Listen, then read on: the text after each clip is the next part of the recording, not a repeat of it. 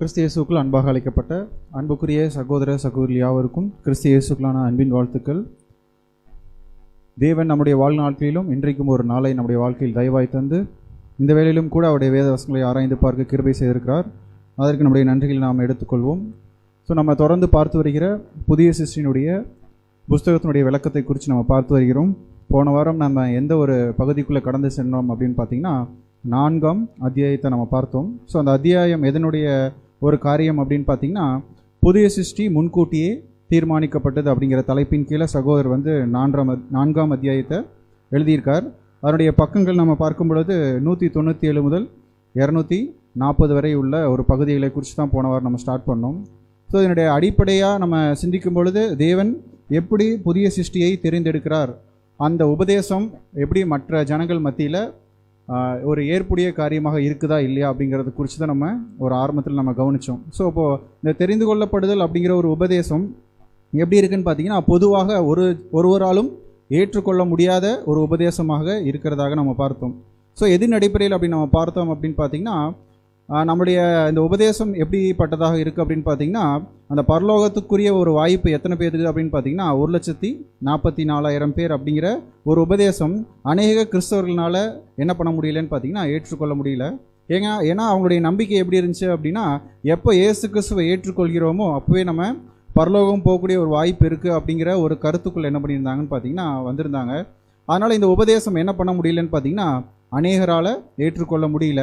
ஒரு சில நபர்கள், அதாவது வேதத்தை ஆராயக்கூடியவர்கள், அதாவது வேதத்தில் உள்ள கருத்துக்களை ஆராய்ந்து ஜனங்கள் மத்தியில் போதித்தவர்கள் கூட ஒரு சில காலங்கள் எப்படி போதிச்சிட்டாங்க அப்படின்னு பார்த்தீங்கன்னா, தேவன் என்ன பண்ணிட்டார் அப்படின்னு பார்த்தீங்கன்னா மனுக்குலத்தை ஒரு நித்திய வேதனைக்குள்ளே உட்படுத்திட்டார். அதாவது மனுஷன் பாவம் செஞ்சுட்டான், அந்த பாவத்தின் நிமித்தமாக மரணத்தை கொடுத்துட்டார். அப்படி மரணத்தை கொடுத்தனால ஒரு தொடர்ந்து ஒரு அழிவுக்குள்ளே போகக்கூடிய ஒரு சந்ததியாக தான் தேவன் என்ன பண்ணுறாருன்னு பார்த்தீங்கன்னா அனுமதிச்சிருக்கார். அதில் 1,44,000 பேரை மாத்திரம்தான் தேவன் என்ன பண்ணுறார், காப்பாற்றுறார். அப்படிங்கிற ஒரு உபதேசம் கூட என்னாச்சுன்னு பார்த்தீங்கன்னா அதிகமாக இதற்கு முன்னாடி இருந்த காலப்பகுதியில் நம்பப்பட்டு வந்துச்சு. அதுலேயும் இது ஏன் முக்கியமாக ஏற்றுக்கொள்ள முடியாத ஒரு உபதேசமாக இருந்துச்சு அப்படின்னு பார்த்தீங்கன்னா, அந்த 1,44,000 அப்படிங்கிற ஒரு எண்ணிக்கை, அதுக்கு போகக்கூடியவர்களை தேவன் என்ன பண்ணிட்டார்னா முன்கூட்டி என்ன பண்ணிட்டார், தீர்மானிச்சிட்டார். அப்போ இது அநேகர்னால ஏன் ஏற்றுக்கொள்ள முடியாத ஒரு உபதேசம் அப்படின்னா, ஒரு எண்ணிக்கை அப்படிங்கிறவங்க தான் பரலோகம் போவாங்க. அதிலையும் அந்த எண்ணிக்கைக்குட்பட்டவர்கள் ஆல்ரெடி என்ன ஆயாச்சு, தேர்ந்தெடுக்கப்பட்டாச்சு. அப்போ மற்றவருடைய ஓட்டம் எப்படி இருக்கும்னு பார்த்தீங்கன்னா வீணாக இருக்கிற மாதிரி இருக்கே. அதனால் என்ன பண்ண முடியலன்னு பார்த்தீங்கன்னா, எந்த கிறிஸ்தவர்களாலையும் எந்த ஒரு உபதேசத்தை சரியாக ஏற்றுக்கொள்ள முடியல அப்படின்னு பார்த்தீங்கன்னா இந்த தெரிந்து கொள்ளப்படுதல் அப்படிங்கிற ஒரு உபதேசத்தை ஏற்றுக்கொள்ள முடியல. ஆனால் தேவனுடைய தெய்வீக திட்டம் என்ன அப்படின்னு பார்த்தீங்கன்னா, அந்த 1,44,000 பேரை மாத்திரம் மீட்டெடுக்கணும் அப்படிங்கிறது எண்ணம் கிடையாது. விழுந்து போன ஒட்டுமொத்த மனுக்குலத்தையும் அவர் என்ன பண்ணணும்னா மீட்டெடுக்கணும். அந்த மீட்டெடுக்கக்கூடிய ஒரு ப்ராசஸில் ஒரு பகுதியாக அவருடைய வேலையை செய்யக்கூடியவர்கள் தான் யாருன்னு பார்த்தீங்கன்னா இந்த 1,44,000 பேர். அப்போ இந்த 1,44,000 பேரை மாத்திரம் தேவன் கான்சென்ட்ரேட் பண்ணுறதில்ல, இவர்கள் மூலியமாக ஒட்டுமொத்த உலகத்தையும் ரட்சிப்புக்குள்ளே கொண்டு வரணும் அப்படிங்கிற ஒரு தெய்வீக திட்டத்தை தான் அவர் என்ன பண்ணியிருந்தார்னு பார்த்தீங்கன்னா அமைச்சிருந்தார். இந்த விஷயங்கள் என்ன பண்ண முடியலன்னு பார்த்தீங்கன்னா ஒரு பொதுவான ஒரு மனிதர்களால் என்ன பண்ண முடியலன்னு பார்த்தீங்கன்னா சரிவர புரிந்து கொள்ள முடியல. ஆனால் தேவனுடைய திட்டம் முக்கியமாக அந்த தெரிந்து கொள்ளப்படுதல் அப்படிங்கிற ஒரு உபதேசத்தில் கண்டிப்பாக தேவனுடைய நீதி இருக்குது, அதில் தேவனுடைய கிருபையும் இருக்குது. அப்போ தேவன் யாருக்கு கிருபை வச்சுருக்காரோ அவங்களுக்கு வாய்ப்பு கொடுத்துருக்கார். அந்த வாய்ப்பில் அவர் என்ன பண்ணுறாருன்னு பார்த்தீங்கன்னா ஒரு சில நீதிகளை அவர் செயல்படுத்தியிருக்கார். அந்த நீதிகளை குறித்து தான் நம்ம என்ன பண்ணோம்னு பார்த்தீங்கன்னா ஒவ்வொன்றா நம்ம கவனித்தோம். அதில் இன்னொரு பாயிண்ட் கூட நம்ம முக்கியமாக கவனிக்கும் போது, அந்த 1,44,000 பேர் அப்படிங்கிற ஒரு எண்ணிக்கையை தேவன் எதின் அடிப்படையில் சூஸ் பண்ணுறதுலன்னு பார்த்தீங்கன்னா, அவர்களுக்கு ஏற்கனவே ஏதோ ஒரு குவாலிஃபிகேஷன் இருந்துச்சு. அந்த குவாலிஃபிகேஷன் நிமித்தமாக அவங்களை என்ன பண்ணியிருக்காருன்னா தேவன் தெரிந்து எடுக்கலை. அப்போ தேவன் அந்த 1,44,000 அப்படிங்கிற ஒரு தெரிந்து கொள்ளப்படுதல் அப்படிங்கிற ஒரு எண்ணிக்கைக்குள்ளே வந்தவர்கள் கண்டிப்பாக அவங்களுடைய நிலைமையில் இருந்த ஒரு மேன்மை நிமித்தமாக தேவன் என்ன பண்ணல, அவங்க கூப்பிடல. முற்றிலுமாக இது தேவனுடைய உன்னத சித்தம், அவருடைய கிருபை. அப்போ இந்த 1,44,000 அப்படிங்கிற அந்த தெரிந்து கொள்ளப்படுதல் ப்ராசஸ்க்குள்ளே வரவங்க யாருமே ஒரு குவாலிஃபைடு பர்சன். அதனால தான் தேவன் அவங்களுக்கு வாய்ப்பு கொடுத்தாருன்னு என்ன பண்ண முடியாது, சொல்ல முடியாது. அப்போ தேவன் ப்ரீடிஃபைன் பண்ணல, தகுதியின் அடிப்படையில் வாய்ப்பு கொடுக்கல. அப்போ தேவனுடைய சித்தத்தின் நிமித்தமாக அவர் யார் மேலே கிருபை வச்சிருக்காரோ அவர்களுக்கெல்லாம் வாய்ப்பு கொடுத்தார். அந்த வாய்ப்பை யாரெல்லாம் பிரயோஜனப்படுத்தி கொள்கிறாங்களோ அவங்க தான் யாருன்னு பார்த்தீங்கன்னா 1,44,000 பேர். ஸோ அப்போ இந்த ஒரு கன்ஃபியூஷன் வரக்கான பிரதானமான காரணம் என்ன அப்படின்னு பார்த்தீங்கன்னா, தேவன் வைத்திருந்த திட்டம் என்ன ஆகலைன்னு பார்த்தீங்கன்னா, சரிவர மனிதர்களால் புரிந்து கொள்ள முடியல. ஸோ அப்போ தேவனுடைய திட்டம் தான் என்ன அப்படின்னு கேட்டோம்னா, ஒட்டுமொத்த மனுக்குலத்தையும் மீட்டெடுக்கணும், அதற்கு மீட்பு ஒருத்தர் கொடுக்கணும், அந்த மீட்பு யார் மூலியமாக தான் கொடுக்க முடியும் அப்படிங்கிறத தேவன் டிசைட் பண்ணியிருந்தார் அப்படின்னு பார்த்தீங்கன்னா ஆண்டவராகிய இயேசு கிறிஸ்து. ஸோ இந்த இடத்துல கூட நம்ம டிசைட் பண்ணியிருந்தார் அப்படிங்கிற ஒரு வார்த்தை எப்படி எடுத்துக்கலாம் அப்படின்னு பார்த்தீங்கன்னா, அந்த இடத்துலையும் ஆண்டவராகிய இயேசு கிறிஸ்துவுக்கு ஒரு வாய்ப்பு வைக்கப்பட்டுச்சு. யார் என்னுடைய காரியமாய் போவார் அப்படிங்கிற ஒரு வாய்ப்பு வைக்கப்பட்டுச்சு. அந்த வாய்ப்பை பயன்படுத்தி கொண்டவர் ஆண்டவராகிய இயேசு கிறிஸ்து. ஸோ அது நிமித்தமாக தேவன் என்ன பண்ணார்னா, அவருடைய திட்டத்தை, அவருடைய மீட்பின் திட்டத்தை கிறிஸ்துவை அடிப்படையாக வச்சு ஒட்டுமொத்த மனுக்குலத்தையும் மீட்டுக்கொள்ள தேவன் சித்தம் வைத்தார். அதில் கோவொர்க்கர்ஸா உடன் ஊழியர்களாக வந்தவர்கள் தான் யாருன்னு பார்த்தீங்கன்னா இந்த 1,44,000 பேர். ஸோ அப்போ இதில் ஒரு சில கேள்விகள் கூட கேட்டு இந்த கான்செப்டை புரிஞ்சுக்கிறதுக்கு நம்ம ட்ரை பண்ணோம். என்ன அப்படின்னு பார்த்தீங்கன்னா, இப்படி ஒரு சில பேர், அதாவது 1,44,000 அப்படிங்கிற ஒரு எண்ணிக்கையை சூஸ் பண்ணுறதுனால இந்த ஒரு வாய்ப்புக்குள்ளே வராதவர்கள், அதாவது இந்த தெரிந்து கொள்ளப்படுதல் அப்படிங்கிற ஒரு வாய்ப்புக்குள்ளே வராத எந்த மனிதர்களையும் இது என்ன பண்ணுறது இல்லைன்னு பார்த்தீங்கன்னா பாதிக்கிறது இல்லை. அதாவது அதாவது பொது கிறிஸ்தவர்களுடைய நம்பிக்கை என்னன்னா, யார் யாரெல்லாம் கிறிஸ்துவை ஏற்றுக்கொள்ளலையோ அவங்கெல்லாம் நரகம், ஒரு நித்திய ஒரு அழிவு அப்படிங்கிற ஒரு கான்செப்டை தேவன் வைக்கல. அதாவது இந்த தெரிந்து கொள்ளப்படுதல் அப்படிங்கிற ஒரு ப்ராசஸ்க்குள்ளே வராதவர்களுக்கு எந்த விதமான தீமையும் தேவன் என்ன பண்ணல, வைக்கல. ஸோ அப்போ ஃபஸ்ட்டு பாயிண்ட் என்னன்னா, இந்த தெரிந்து கொள்ள ப்ராசஸ்க்குள்ளே வராதவர்களுக்கு எந்த விதமான தீங்கையும் தேவன் வைக்கல. ஸோ அப்போ இந்த 1,44,000 பேர் யார் அப்படின்னு பார்த்தீங்கன்னா, உலகத்தை ஆசீர்வதிக்கிறதுக்காக தேவன் தெரிந்து கொண்ட ஒரு பிரதிநிதிகள். இதை கூட நம்ம எப்படி புரிஞ்சுக்கிட்டோம்னு பார்த்தீங்கன்னா, இப்போ இருக்கக்கூடிய ஒரு எலெக்ஷன் ப்ராசஸ், ஒரு அட்மினிஸ்ட்ரேஷன் இருக்கக்கூடிய ஒரு அமைப்பை வச்சு நம்ம புரிஞ்சுக்கிட்டோம். அரசியல் அமைப்பை வச்சு நம்ம என்ன பண்ணோம், புரிஞ்சுக்கிட்டோம். எப்படின்னா, இப்போ தமிழ்நாட்டில் வந்து ஒரு 7 கோடி பேர் இருந்தாலும் அந்த சட்டசபை அப்படிங்கிற ஒரு அமைப்புக்குள்ளே போகக்கூடிய நபர்கள் எத்தனை பேர் தான் பார்த்தீங்கன்னா ரொம்ப ரொம்ப கம்மி. ஸோ அப்போ அந்த கம்மியானவர்கள் அந்த ஒரு பொசிஷனுக்கு போனாலும் அவங்க அந்த நிலைமைக்கு போனதனுடைய நோக்கம் என்ன அப்படின்னு பார்த்தீங்கன்னா, அதற்கு அவர்கள் எல்லாரும் சேர்ந்து என்ன பண்ண போகிறாங்கன்னா, இந்த 7 கோடி பேரை என்ன பண்ண போகிறாங்க, நல்வழிப்படுத்த போகிறாங்க, அவர்களுக்கு தேவையான நன்மையை செய்ய போகிறாங்க. அதே போல் தேவனுடைய திட்டத்தில் ஒட்டுமொத்த உலகத்தின் பிரதிநிதிகளாக போகக்கூடியவர்கள் தான் இந்த 1,44,000 பேர். இவர்கள் போய் என்ன பண்ண போகிறாங்கன்னா, ஒட்டுமொத்த மனுக்குலத்திற்கும் நன்மை செய்யக்கூடியவர்களாக தான் இருப்பாங்க. அதனால் இவர்கள் மாத்திரம் இந்த ப்ராசஸ்குள்ளே போவதனால மற்ற எந்த மனிதர்களுக்கும் எந்த விதமான பாதிப்பையும் ஏற்படுத்தாது. இது ஒரு விதமான ஆசீர்வாதத்தை தான் என்ன பண்ண போகுதுன்னு பார்த்தீங்கன்னா ஒட்டுமொத்த மனுக்குலத்திற்கும் கொண்டு போய் சேர்க்க போகுது. ஸோ அப்போ இந்த தெரிந்து கொள்ளப்படுதல் அப்படிங்கிற ஒரு ப்ராசஸில் தேவன் முன்கூட்டியே தீர்மானிக்கிறது இல்லை அப்படிங்கிறத நம்ம எதின் அடிப்படையில் புரிஞ்சுக்கிட்டோம்னா, இந்த செலெக்ஷன் ப்ராசஸை வச்சே கவனித்தோம். எப்படின்னு பார்த்தீங்கன்னா, இதில் கூட நம்ம ஸ்டேஜஸ் பார்த்தோம். அழைக்கப்பட்டவர்கள், தெரிந்து கொள்ளப்பட்டவர்கள், உண்மையுள்ளவர்கள். ஸோ அப்போ தேவன் ஒருவேளை முன்கூட்டியே தீர்மானிச்சிருந்தார் அப்படின்னா அவர் என்ன பண்ணியிருக்க மாட்டார்னா, 1,44,000 பேர்த்தை தான் அழைச்சிருப்பார், அவங்கள தான் தெரிந்து கொண்டிருப்பார், அவர்களை தான் உண்மையுள்ளவர்களாக மாற்றியிருப்பார். ஆனால் தேவன் அப்படி பண்ணல. அநேகம் பேருக்கு அழைப்பு கொடுக்குறார். அதில் ஒரு சில பேர் தெரிந்து கொள்ளப்பட்ட நிலைமைக்குள்ளே வராங்க. அதுலேயும் 1,44,000 பேர் தான் என்ன ஆகிறாங்கன்னு பார்த்தீங்கன்னா உண்மையுள்ளவர்கள் அப்படிங்கிற ஒரு நிலைமைக்குள்ளே கடந்து போகிறாங்க. ஸோ அப்போ இது வந்து இனியும் ப்ராக்டிக்கலாக சொல்ல போனால் தேவன் என்ன பண்ணுறது இல்லைன்னா, ஏற்கனவே தீர்மானித்து வச்சு மற்றவர்களை இது ஒரு கேம் மாதிரி அவர் என்ன பண்ணுறதில்ல, ப்ளே பண்ணுறதில்ல. தேவன் ஜனங்களுக்கு, ஒரு சில நபர்களுக்கு அவர் வாய்ப்பு கொடுக்குறார். வாய்ப்பு கொடுத்ததை பெற்றுக்கொள்கிறவங்க, அதாவது சரியாக அதை பயன்படுத்துகிறவங்க 1,44,000 பேர். அதில் அநேகம் பேர் என்ன பண்ணுறாங்கன்னு பார்த்தீங்கன்னா அந்த வாய்ப்பை தவற விடுறாங்க. இதை கூட நம்ம வசனத்தின் அடிப்படையில் நம்ம எப்படி கவனிச்சிட்டோம் அப்படின்னு பார்த்தீங்கன்னா, 2 வசனங்கள் நம்ம பார்த்தோம். தேவனுக்குன்னு ஒரு ஜீவ புஸ்தகம் இருக்குது. அந்த ஜீவ புஸ்தகத்தில் அவர் என்ன பண்ணுறார், பேர் எழுதி வைக்கிறார். ஸோ அந்த பேர் யார் யாருடைய பேர்லாம் கடைசி வரைக்கும் அந்த ஜீவ புஸ்தகத்தில் இருக்கோ அவர்கள் எல்லாரும் யாருன்னு பார்த்தீங்கன்னா உண்மையுள்ளவர்கள். யார் பேரை எழுதி அடித்து போடுறாரோ அவங்க எல்லாரும் யாருன்னா இந்த வாய்ப்பை இழந்து போனவர்கள். ஸோ அப்போ தேவன்கிட்ட 2 ஆப்ஷனுமே இருக்குது. அவர் எழுதவும் செய்கிறார், கிறுக்கியும் போடுறார்.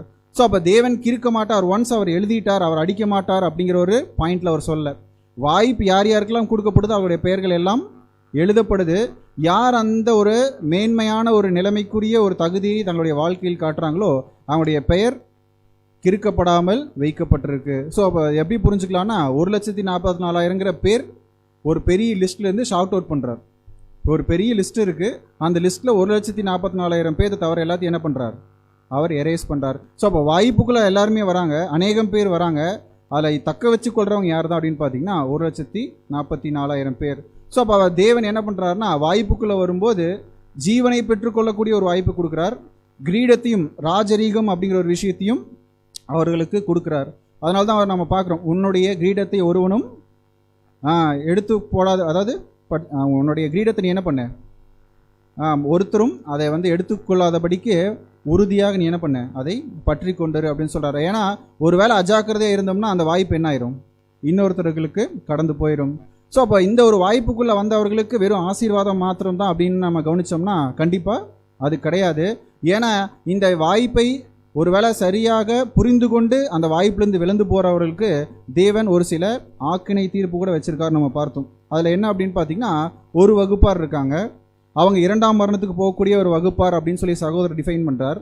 அவங்க என்ன பண்ணுவாங்கன்னு பார்த்தீங்கன்னா, ரெண்டையுமே இழந்து போயிடுவாங்க. தங்களுக்கு கொடுத்த கிரீடத்தையும் இழந்து போயிடுவாங்க, தங்களுக்கு கொடுத்த ஜீவனையும் என்ன பண்ணிடுவாங்க, இழந்து போகக்கூடிய ஒரு கூட்டத்தார் இருக்காங்க.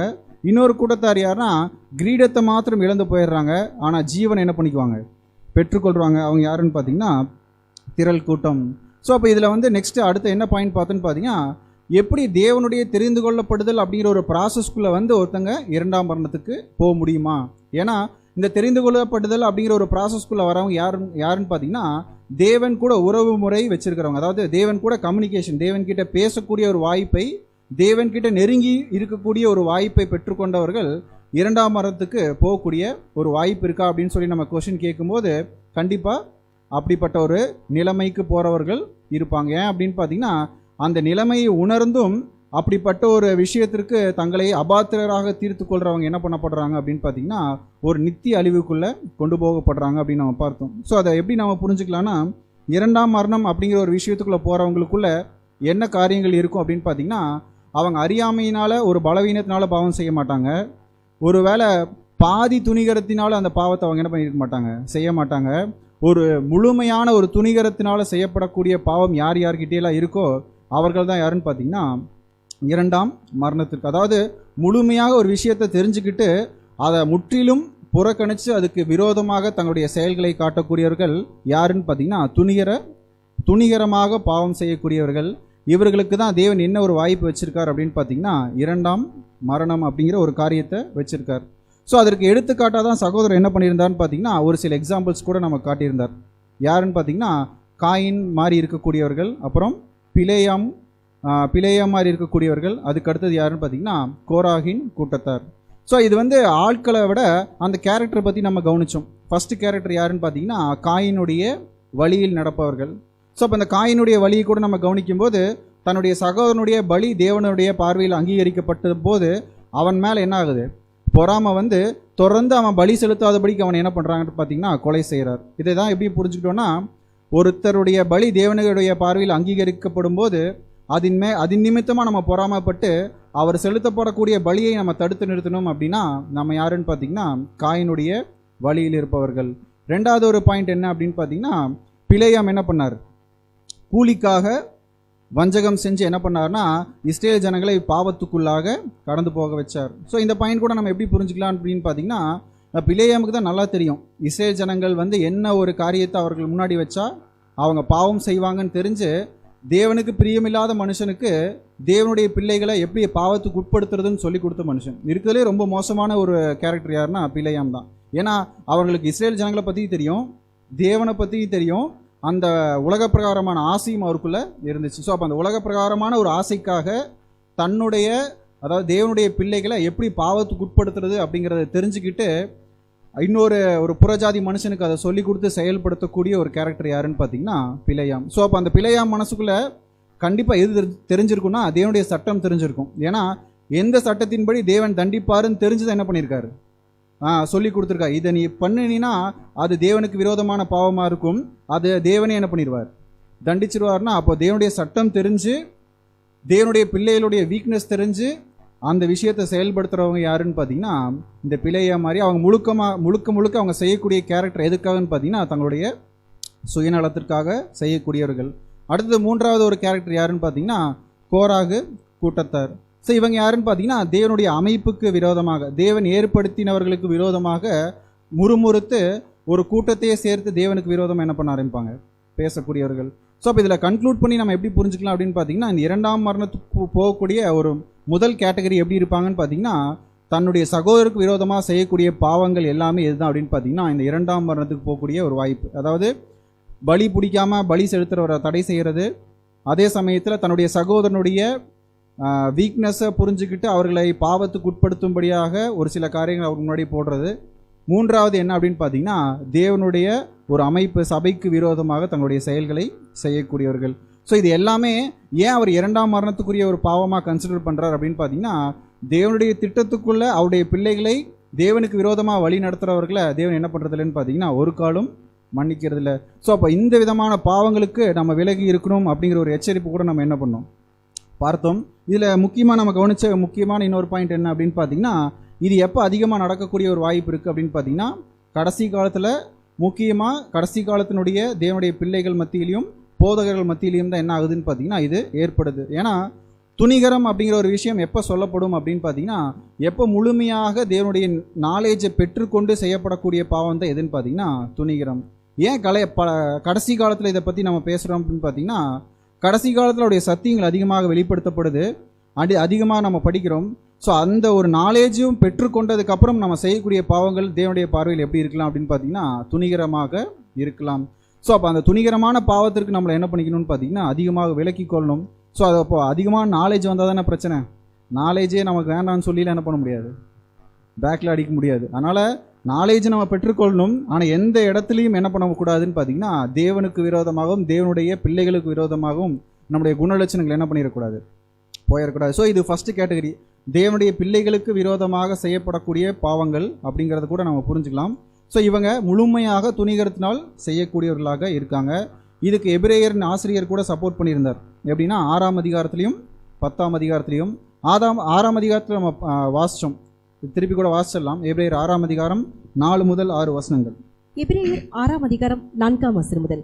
ஏனெனில் ஒரு தரம் பிரகாசிப்பிக்கப்பட்டும் பரம ஈவை ருசி பார்த்தும் பரிசுத்த ஆவியை பெற்றும் தேவனுடைய நல் வார்த்தையையும் இனிவரும் உலகத்தின் பலன்களையும் ருசி பார்த்தும் மறுதலித்து போனவர்கள் தேவனுடைய குமாரனை தாங்களே மறுபடியும் சிலுவையில் அறைந்து அவமானப்படுத்துகிறபடியால் மனம் திரும்புவதற்கு ஏதுவாய் அவர்களை மறுபடியும் புதுப்பிக்கிறது கூடாத காரியம். ஸோ அப்போ இந்த எபிரேயர் ஆசிரியர் ரொம்ப ஒரு மோசமான ஒரு துணிகரத்துக்குரிய பாவத்தை செய்யக்கூடியவர்களை எப்படி கம்பேர் பண்ணுறாருன்னா அவருடைய கிரியைகள், அவங்களுடைய மோசமான நடிக்கைகள் எதற்கு அடையாளமாக இருக்குன்னு பார்த்தீங்கன்னா தேவனுடைய குமாரனை மறுபடியும் சிலுவையில் அறைந்து அவமானப்படுத்துறதுக்கும் ஒரு ஒப்பாக இருக்கக்கூடிய ஒரு காரியமாக இருக்குது. ஸோ அப்போ இயேசு கிறிஸ்துவை ஃபஸ்ட்டு சிலுவையில் அரைஞ்ச இஸ்ரேல் ஜனங்களுக்கே தேவன் மிகப்பெரிய ஒரு ஆக்கினையை கொடுத்தார். அந்த விஷயங்கள் எல்லாத்தையுமே தெரிஞ்சுட்டு திருப்பியும் அவரை சிலுவையில் அறையிறதையும் அவரை அவமானப்படுத்துறதையும் தேவன் என்ன பண்ண மாட்டார், ஒரு காலத்திலும் ஏற்றுக்கொள்ள மாட்டார். ஸோ இப்படிப்பட்டவர்கள் யாருன்னு பார்த்தீங்கன்னா மனப்பூர்வமாய் பாவம் செய்யக்கூடியவர்கள், துணிகரக்காரர்கள். இவர்களுக்கு தேவன் என்ன பண்ணுறதில்லன்னு பார்த்தீங்கன்னா மறுபடியும் இன்னொரு வாய்ப்பு 3ஆம் உலகத்தில் அவர் என்ன பண்ணுறதில்ல, கொடுக்கறதில்ல. ஸோ இது ஃபஸ்ட்டு கேட்டகரி. ரெண்டாவது கேட்டகரியை குறித்து கூட நம்ம எங்கே பார்க்கலான்னு பார்த்தீங்கன்னா எபிரேயர் 6ஆம் அதிகாரத்துலையும் நம்ம பார்த்துட்டோம். இப்போ அடுத்தது எங்கன்னு பார்த்தீங்கன்னா எபிரேயர் 10ஆம் அதிகாரம். ஸோ இந்த எபிரேயர் 10ஆம் அதிகாரத்தில் சொல்லப்படக்கூடிய இன்னொரு கேட்டகரியை குறித்து சகோதரர் சொல்லக்கூடிய விளக்கத்தை நம்ம வாசிக்கலாம். பக்கம் 203 வாசிக்கலாம். 203ஆம் பக்கம். இன்னொரு அத்தியாயத்தில் அப்போஸ்தலர் இன்னொரு வகுப்பினரை குறித்து தெளிவாக சொல்கிறார். இவ்வகுப்பினர் பாவம் உள்ள கனவீனமான வாழ்க்கை பாதையில் விழுவதற்கு பதிலாக தேவனோடு நீதியுள்ள உறவு முறையை காத்துக்கொள்ள இன்றியமையாததாக இருக்கின்ற அவர்களை நீதிமான்களாக்கிய விசுவாசத்திலிருந்து விழுந்து விடுகிறார்கள். போதும். இந்த ரெண்டாவது கேட்டகரி அவர் என்ன சொல்றாருன்னு பார்த்தீங்கன்னா இந்த எபிரேயர் 10ஆம் அதிகாரம் 26, 27, 31 வசனங்களில் அவர் சொல்லக்கூடிய இன்னொரு வகுப்பார் யார் அப்படின்னு பார்த்தீங்கன்னா இவங்க அவங்களுடைய வாழ்க்கையில் ஒரு மோசமான குணலட்சணத்தை காட்டக்கூடியவர்கள் அல்ல, அதற்கு பதிலாக தங்களை நீதிமான்கள் ஆக்கிய விசுவாசத்திலிருந்து என்ன பண்ணிடுறாங்க, விழுந்து போயிடுறாங்க. தான் நம்ம பார்த்தோம். ஒருவேளை நமக்கு நல்ல நாலேஜ் வந்து நம்ம பாவம் செஞ்சுட்டா அது துணிகரமாயிரும். அதனால் நம்ம நாலேஜை நமக்கு வேண்டான்லாம் என்ன பண்ண முடியாது, டிசைட் பண்ண முடியாது. ஒருவேளை நல்லா தேவனுடைய திட்டத்தையும் இயேசு கிறிஸ்துனுடைய பலியையும் புரிஞ்சுக்கிட்டு இந்த விசுவாசம் வேண்டான்னு சொல்லி விட்டுட்டு வெளியே போனோம்னா அதுவும் தேவனுடைய பார்வை எதுதான் அப்படின்னு பார்த்தீங்கன்னா துணிகரம் தான். ஸோ அப்போ ரெண்டு விஷயமும் நம்ம செய்ய முடியாது. ரெண்டுமே அவர் சகோதரர் எப்படி தான் சொல்கிறாருன்னா இரண்டாம் மரணத்துக்குரிய ஒரு பாவம். ஃபஸ்ட்டு எல்லாமே தெரிஞ்சு தேவனுடைய பிள்ளைகளுக்கு விரோதமாக செய்யக்கூடிய பாவம்.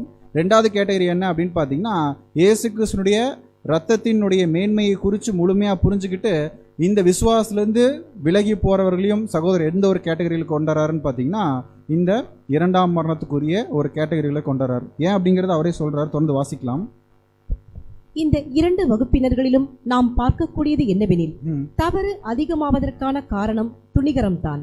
தவறு அதிகமாவதற்கு காரணம் துணிகரம் தான். ஸோ தேவனுடைய பிள்ளைகள் விரோதமாக செய்யக்கூடிய பாவமும் இந்த விசுவாசத்தை முழுமையாக புரிஞ்சுட்டு இது ஒன்றும் இல்லைன்னு சொல்லி உதறிட்டு போகக்கூடிய இந்த ரெண்டு விஷயத்துக்கும் பிரதான காரணம் எதுதான் அப்படின்னு பார்த்தீங்கன்னா துணிகரம். ஸோ அப்போ இந்த துணிகரக்காரர்களுக்கு தேவன் கொடுக்கக்கூடிய ஒரு நிலைமை தான் எதுன்னு பார்த்தீங்கன்னா இரண்டாம் மரணம். ஸோ அப்போ எந்த இடத்துலையும் துணிகரம் வருதோ அந்த ஒரு விஷயத்தை அவர் எப்படி தான் பார்க்குறாருன்னு பார்த்தீங்கன்னா அது தேவனுக்கு விரோதமாக செய்யப்படக்கூடிய ஒரு செயலாக பார்க்குறார். அதை ஒரு நித்திய அழிவுக்கு ஒப்பாக தேவன் என்ன பண்ணுறாருன்னு பார்த்தீங்கன்னா கொண்டு போகிறார். தொடர்ந்து வாசிக்கலாம். சத்தியத்தை அறியும் அறிவை அடைந்த பின்பு, அதாவது கிறிஸ்துவுக்குள் தேவனால் நாம் அனுகிரகம் பெற்று ஞானம், நீதிமானாக்கப்படுதல், பரிசுத்தமாக்கப்படுதல் ஆகியவைகளை பெற்ற பின்னர் நாம் மனப்பூர்வமாய் பாவம் செய்கிறவர்களாய் இருந்தால் பாவங்களின் நிமித்தம் செலுத்தத்தக்க வேறொரு பலி இனி இராது. ஸோ அப்போ அவர் என்ன பண்ணுறாருன்னா எல்லாம் புரிஞ்சிருச்சு. இயேசு கிறிஸ்து மூலியமாக பெற்றுக்கொண்ட பலியை நம்ம முழுமையாக ஏற்றுக்கொண்டு அதை முழுமையாக நம்ம ஒன்றும் இல்லை என்று சொல்லி தூக்கி எறிவோம்னா அதற்கான ஒரே காரணம் என்னது அப்படின்னு பார்த்தீங்கன்னா நம்மளுடைய துணிகரம் மாத்திரம்தான். அதற்கெல்லாம் இன்னொரு பலி செலுத்தப்படுறதுக்கு தேவனுடைய திட்டத்தில் எந்த விதமான காரணமும் இல்லை. அவர் செலுத்தின பலி எல்லாமே எதுக்காகதுன்னு பார்த்தீங்கன்னா இதற்கு முன்னாடி ஆதாமின் மூலியமாக வந்த பாவத்திற்கும் ஆதாமுடைய சந்ததியின் மூலியமாக வந்த பாவத்திற்கும் தான் என்ன பண்ணுறாரு, அவர் இயேசு கிறிஸ்து பலி கொடுத்துட்டார். அதற்கப்புறம் நம்முடைய துணிகரத்தின் நிமித்தமாக வரக்கூடிய பாவத்திற்கு தேவன் என்ன பண்ணுறதில்லன்னு பார்த்தீங்கன்னா எந்த விதமான பலியும் எதிர்பார்க்கறதில்லை. அதுக்கு பதிலாக ஒரு நித்திய அழிவுக்குள்ளாக அவர்களை கொண்டு போயிடுறார். நம்ம ஒரு வசனம் கூட வாசிச்சலாம். எபிரேயர் 10ஆம் அதிகாரம் 26, 27, 31 வசனங்கள்.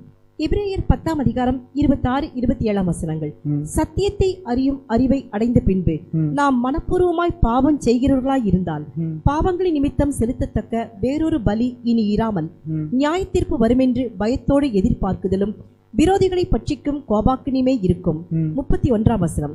ஜீவனுள்ள தேவனுடைய கைகளில் விழுகிறது பயங்கரமாய் இருக்குமே. அதான் சொல்ற, சத்தியத்தை அறியும் அறிவை அடைந்த பின்பு அப்படின்னா கம்ப்ளீட் நாலேஜ் கொடுத்தாச்சு. அதற்கப்புறம் முழு மனசா தைரியமா ஒரு பாவம் செய்யறோம் அப்படின்னா அந்த பாவத்திற்கு பெயர் துணிகரமான பாவம். அந்த பாவத்தை தேவன் என்ன பண்றது இல்லைன்னு பார்த்தீங்கன்னா மன்னிக்கிறது இல்லை. அதற்கான பலி இனி கிடையாது. அது தேவனுடைய கையில் நம்மளே விழுகிற மாதிரி இருக்கும். அதை விட பயங்கரம் வேறு எதுவுமே கிடையாது. ஸோ இதில் ரெண்டாவது கேட்டகரி யாருன்னு பார்த்தீங்கன்னா விசுவாசத்துலேருந்து கம்ப்ளீட்டாக விழுந்து போகக்கூடிய கேட்டகரி. ஸோ அப்போ இயேசு கிறிஸ்துடைய பலி ரெண்டே விஷயம்தான். ஒன்று, ஆதாமினால் வந்த பாவத்திற்கும் ஆதாமினுடைய வம்ச முறையில் வந்த பாவத்திற்கும் தான் அவர் என்ன பண்ணுறாருன்னு பார்த்தீங்கன்னா பலி கொடுத்துருக்கார். மற்றபடி நம்மளுடைய துணிகரத்துக்காக நம்மளுடைய துணிகரத்தின் நிமித்தமாக செய்யக்கூடிய பாவத்திற்கு அவர் என்ன பண்ணுறது இல்லைன்னு பார்த்தீங்கன்னா அவர் பலியை தேவன் எந்த விதத்திலையும் அவர் வைக்கல அப்படிங்கிறத நம்ம புரிஞ்சுக்கலாம். இதை கூட நம்முடைய சகோதரர் சொல்லக்கூடிய வார்த்தைகள் வாசிக்கலாம். பக்கம் 203 பிராக்கெட்ல இருக்கிறது மாத்திரம் வாசிக்கலாம்.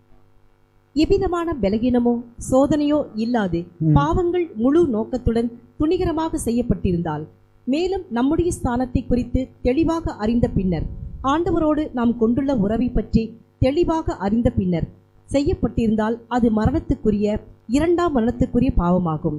அதன் பிறகு நம்பிக்கையோடு முன்னோக்கி பார்ப்பதற்கு ஒன்றும் இருக்காது. சொல்றார், இதுக்கு மேல ஏதாவது ஒரு நோக்கத்தோட நம்ம செய்யக்கூடிய பாவங்களுக்கு தேவன் என்ன பண்றதுலன்னு பாத்தீங்கன்னா மன்னிப்பு கொடுக்கறதில்ல. அதான் சொல்றார், எவ்விதமான பலகீனமோ சோதனையோ இல்லாது பாவங்கள் முழு நோக்கத்துடன், பாவங்கள் செய்யறது முழு நோக்கத்தோட அந்த பாவத்தை செய்யக்கூடியவர்களுக்கு தேவன் என்ன பண்றதில்ல, மீண்டும் ஒரு வாய்ப்பு கொடுக்கறதில்ல. அது மரணத்துக்குரிய இரண்டாம் மரணத்துக்குரிய பாவமாகும். அதன் பிறகு நம்பிக்கையோடு முன்னோக்கி பார்ப்பதற்கு ஒன்றும் இருக்காது. அப்படின்னா அதுக்கு மேலே நம்பரை எந்த விதமான வாய்ப்பையும் தேவன் என்ன பண்ணுறதில்ல, வைக்கிறதில்ல அப்படிங்கிறது கூட நம்ம பார்க்கிறோம். வாசிக்கலாம். எபிரேயர் 10ஆம் அதிகாரம் 29ஆம் வசனம். எபிரேயர் 10ஆம் அதிகாரம் 29ஆம் வசனம். தேவனுடைய குமாரனை காலின் கீழ் மிதித்து தன்னை பரிசுத்தம் செய்த உடன்படிக்கையின் இரத்தத்தை அசுத்தம் என்று எண்ணி கிருபையின் ஆவியை நிந்திக்கிறவன் எவ்வளவு கொடிதான ஆக்கினைக்கு பாத்திரவானாய் இருப்பான் என்பதை யோசித்து பாருங்கள். இப்ப சகோதரர் இந்த வசனத்துக்குரிய ஒரு விளக்கத்தை கொடுக்கிறார். அந்த விளக்கம் எப்படி இருக்கு அப்படின்னு பாத்தீங்கன்னா, இப்ப வசனத்தில் எப்படி சொல்லப்பட்டிருக்கு அப்படின்னா, இயேசு கிறிஸ்துவினுடைய தேவனுடைய குமாரன் அவரை காலில் போட்டு மிதிக்கிறது, அவருடைய பரிசுத்தமான ரத்தத்தை எப்படி பார்க்கறது, அசுத்தமாக பார்க்கக்கூடியவர்கள் யாருன்னு பார்த்தீங்கன்னா இரண்டாம் மரணத்துக்கு போகக்கூடியவர்கள். ஸோ இதெல்லாம் இமேஜினே நம்மளால பண்ண முடியாத ஒரு விஷயம். இயேசு கிறிஸ்துவை காலில் போட்டு மிதிக்கிறதுங்கிறது நம்முடைய திங்கிங்லேயே இருக்காது. சாதாரண ஒரு மனுஷனவே நம்மளால் என்ன பண்ண முடியாது, காலில் போட்டு மிதிக்க முடியாது. ஆனால் துணிகரமாக செய்யக்கூடியவர்களுடைய எண்ணங்கள் எப்படி இருக்கும் அப்படின்னு பார்த்தீங்கன்னா இயேசு கிறிஸ்துவை கீழே போட்டு மிதிக்கிறதுக்கு ஒப்பாகவும் அவருடைய பரிசுத்தமான ரத்தத்தை அசுத்தம் அப்படிங்கிற ஒரு எண்ணத்தில் செய்யக்கூடியவர்களாக இருப்பார்கள். அப்போ அசுத்தம் அப்படிங்கிறது நம்ம எதை அசுத்தம் சொல்லுவோம்? நம்மளால எது அருகறுக்கப்படுதோ அதை தான் அசுத்தம் சொல்லுவோம். ஆனால் அப்போ தேவனுடைய குமாரனுடைய ரத்தத்தையே அருகறுக்கக்கூடிய ஒரு நிலைமைக்கு தங்களுடைய பார்வையை மாற்றிக்கொள்கிறவர்கள் ரொம்ப மோசமானவர்களாக இருக்காங்க. இப்படிப்பட்டவர்களுக்கு தேவன் என்ன பண்ணுறதில்ல, இரண்டாம் வாய்ப்பு அவர் கொடுக்கறதில்ல. இதை சகோதரர் எப்படி எக்ஸ்பிளைன் பண்ணுறாருன்னு பார்த்தீங்கன்னா அந்த ஹைலைட் பண்ணியிருக்கக்கூடிய வார்த்தைகளை மாத்திரம் வாசிக்கலாம். அவர்கள் மீட்பின் கிரியையை ஒன்றுமில்லாதாக்குகிறார்கள்.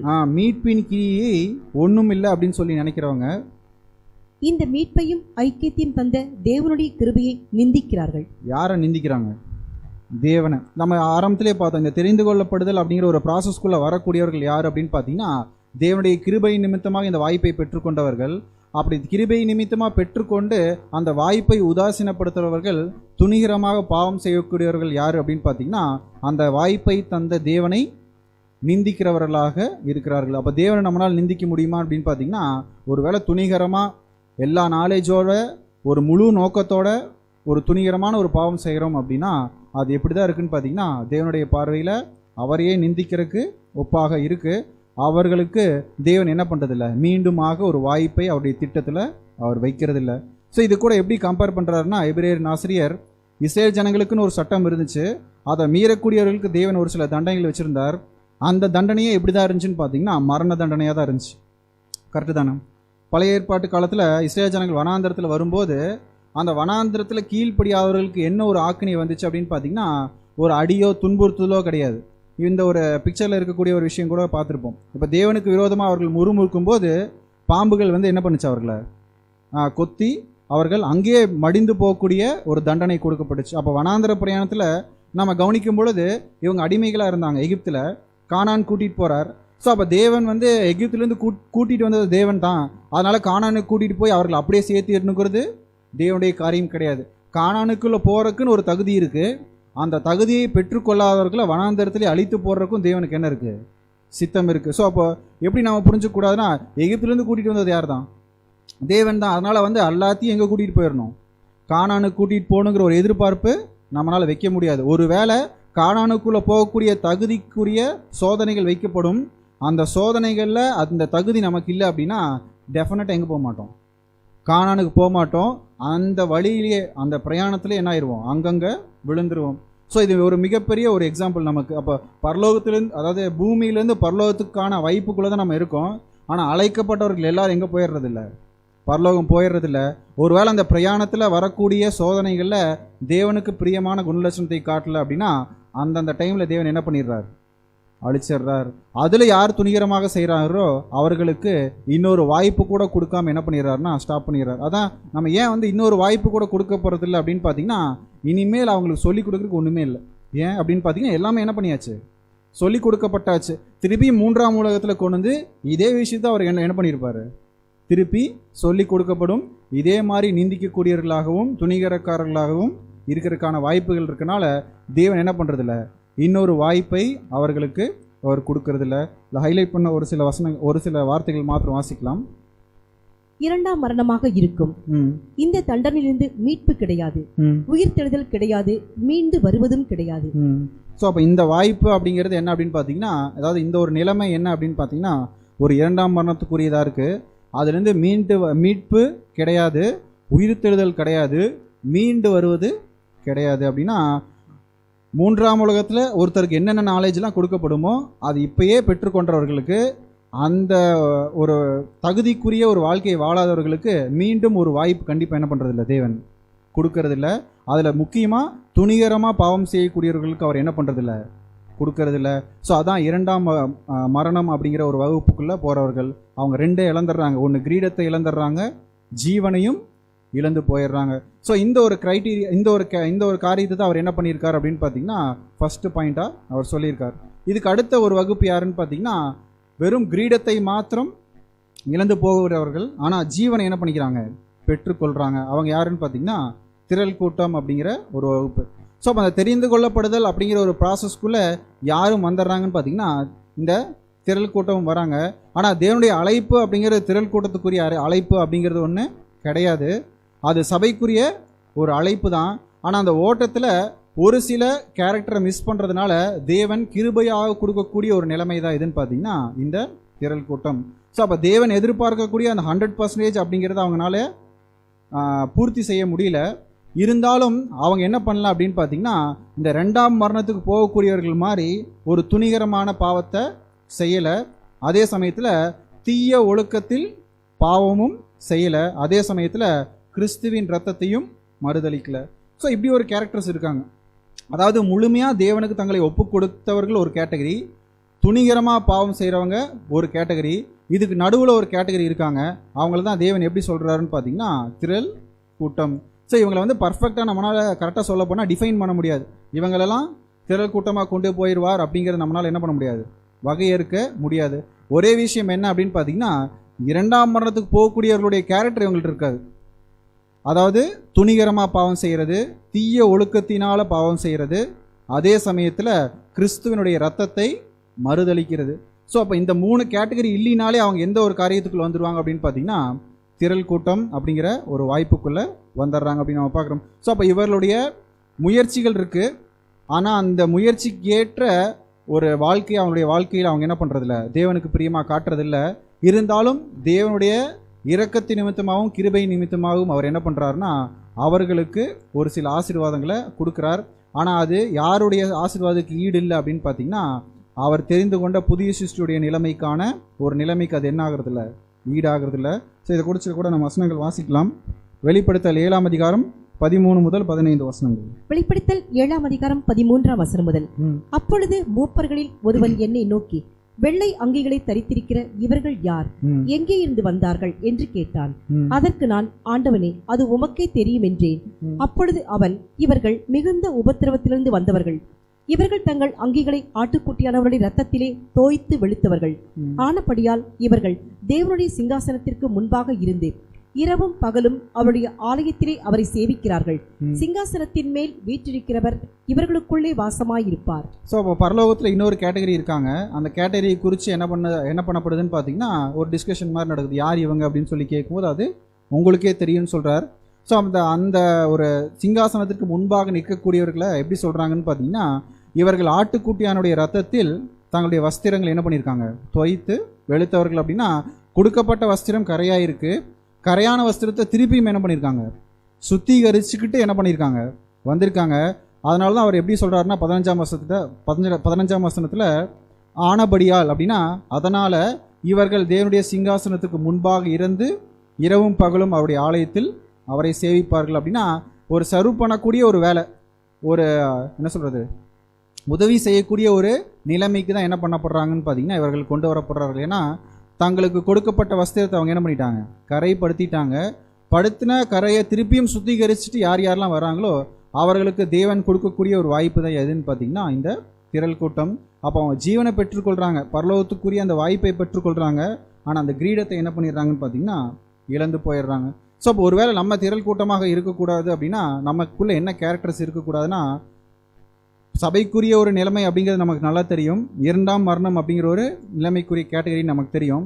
யார் திரள் கூட்டமாக போகிறதுக்கான அதிக வாய்ப்பு இருக்குது அப்படின்னு சொல்லி சகோதரர் சொல்கிறாருன்னா, அதிகமாக உலகத்தின் மேலே உலகத்தின் நிமித்தமாக வரக்கூடிய கவலை நிறைந்தவர்கள் யாருன்னு பார்த்தீங்கன்னா இந்த திரள் கூட்டத்தார். ஏன்னா அவங்களால 100% பலி செலுத்த முடியறதில்ல, அதே சமயத்தில் தேவனுக்கு விரோதமாக தங்களுடைய கிரியையும் காட்டக்கூடியவர்களாகவும் இருக்கிறதில்ல. அவங்க எப்படின்னா முயற்சி பண்ணுறவர்களாக இருக்காங்க, ஆனால் தங்களுடைய சூழ்நிலை நிமித்தமாக தங்களை சார்ந்த உலகத்தின் நிமித்தமாக அவங்க என்ன பண்ணிடுறாங்கன்னு பார்த்தீங்கன்னா ஒரு சில நேரத்தில் அவர்களுக்கு கொடுக்கப்பட்ட வாய்ப்பை முழுமையாக அவர்கள் பூர்த்தி செய்யறதில்ல. இது கூட எப்படி நம்ம கம்பேர் பண்ணலான்னு பார்த்தீங்கன்னா, நம்ம ஒரு ஓமையில் பார்க்குறோம்.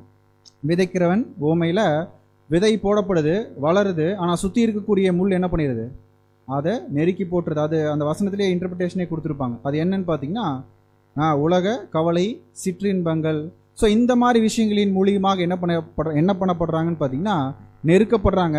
ஆனால் ஒரு ஸ்டேஜை திருப்பியும் அதை கலைந்து போட்டுட்டு திருப்பியும் யார் யாரெல்லாம் வராங்களோ அவர்கள் எல்லாத்துக்கும் தேவன் கொடுக்கக்கூடிய ஒரு வாய்ப்பு என்னன்னு பார்த்தீங்கன்னா திரள் கூட்டம். ஸோ அப்போ அந்த திரள் கூட்டத்துக்கு நம்ம போகக்கூடாது அப்படின்னா அவர்களுக்கு இருக்கக்கூடிய ஒரு கேரக்டர் என்னன்னு பார்த்தீங்கன்னா இந்த உலகத்துக்குரிய ஒரு கவலை. முக்கியமாக அவர் எப்படி சொல்கிறாருன்னு பார்த்தீங்கன்னா எதிர்காலத்துக்குரிய ஒரு கவலை அதிகமாக அவர்கள் மத்தியில் இருக்கும். ஸோ அப்போ இந்த உலக பிரகாரமான பயங்கள் நம்ம மத்தியில் இருக்குது அப்படின்னா நம்ம எதற்கு போகக்கூடிய வாய்ப்பு அதிகமாக இருக்குதுன்னு பார்த்தீங்கன்னா திரள் கூட்டத்திற்கு போகக்கூடிய வாய்ப்பு இருக்குது. அவர்களால் என்ன பண்ண முடியாதுன்னு பார்த்தீங்கன்னா தேவனுக்கும் சரி சத்தியத்திற்கும் சரி சகோதரர்களுக்கும் ஒரு வைராக்கியம் உள்ள ஒரு வாழ்க்கையை அவர்களால் என்ன பண்ண முடியாது, முழுமையாக வாழ முடியாது. ஸோ அந்த ஒரு பயம் அவர்களை பின்தங்க வச்சுட்டே இருக்கும். அதனால் அந்த முழுமையான ஒரு பர்ஃபெக்ஷனுக்குள்ளே அவங்களால என்ன பண்ண முடியறதில்ல, கடைசி வரைக்கும் போகிறதில்ல.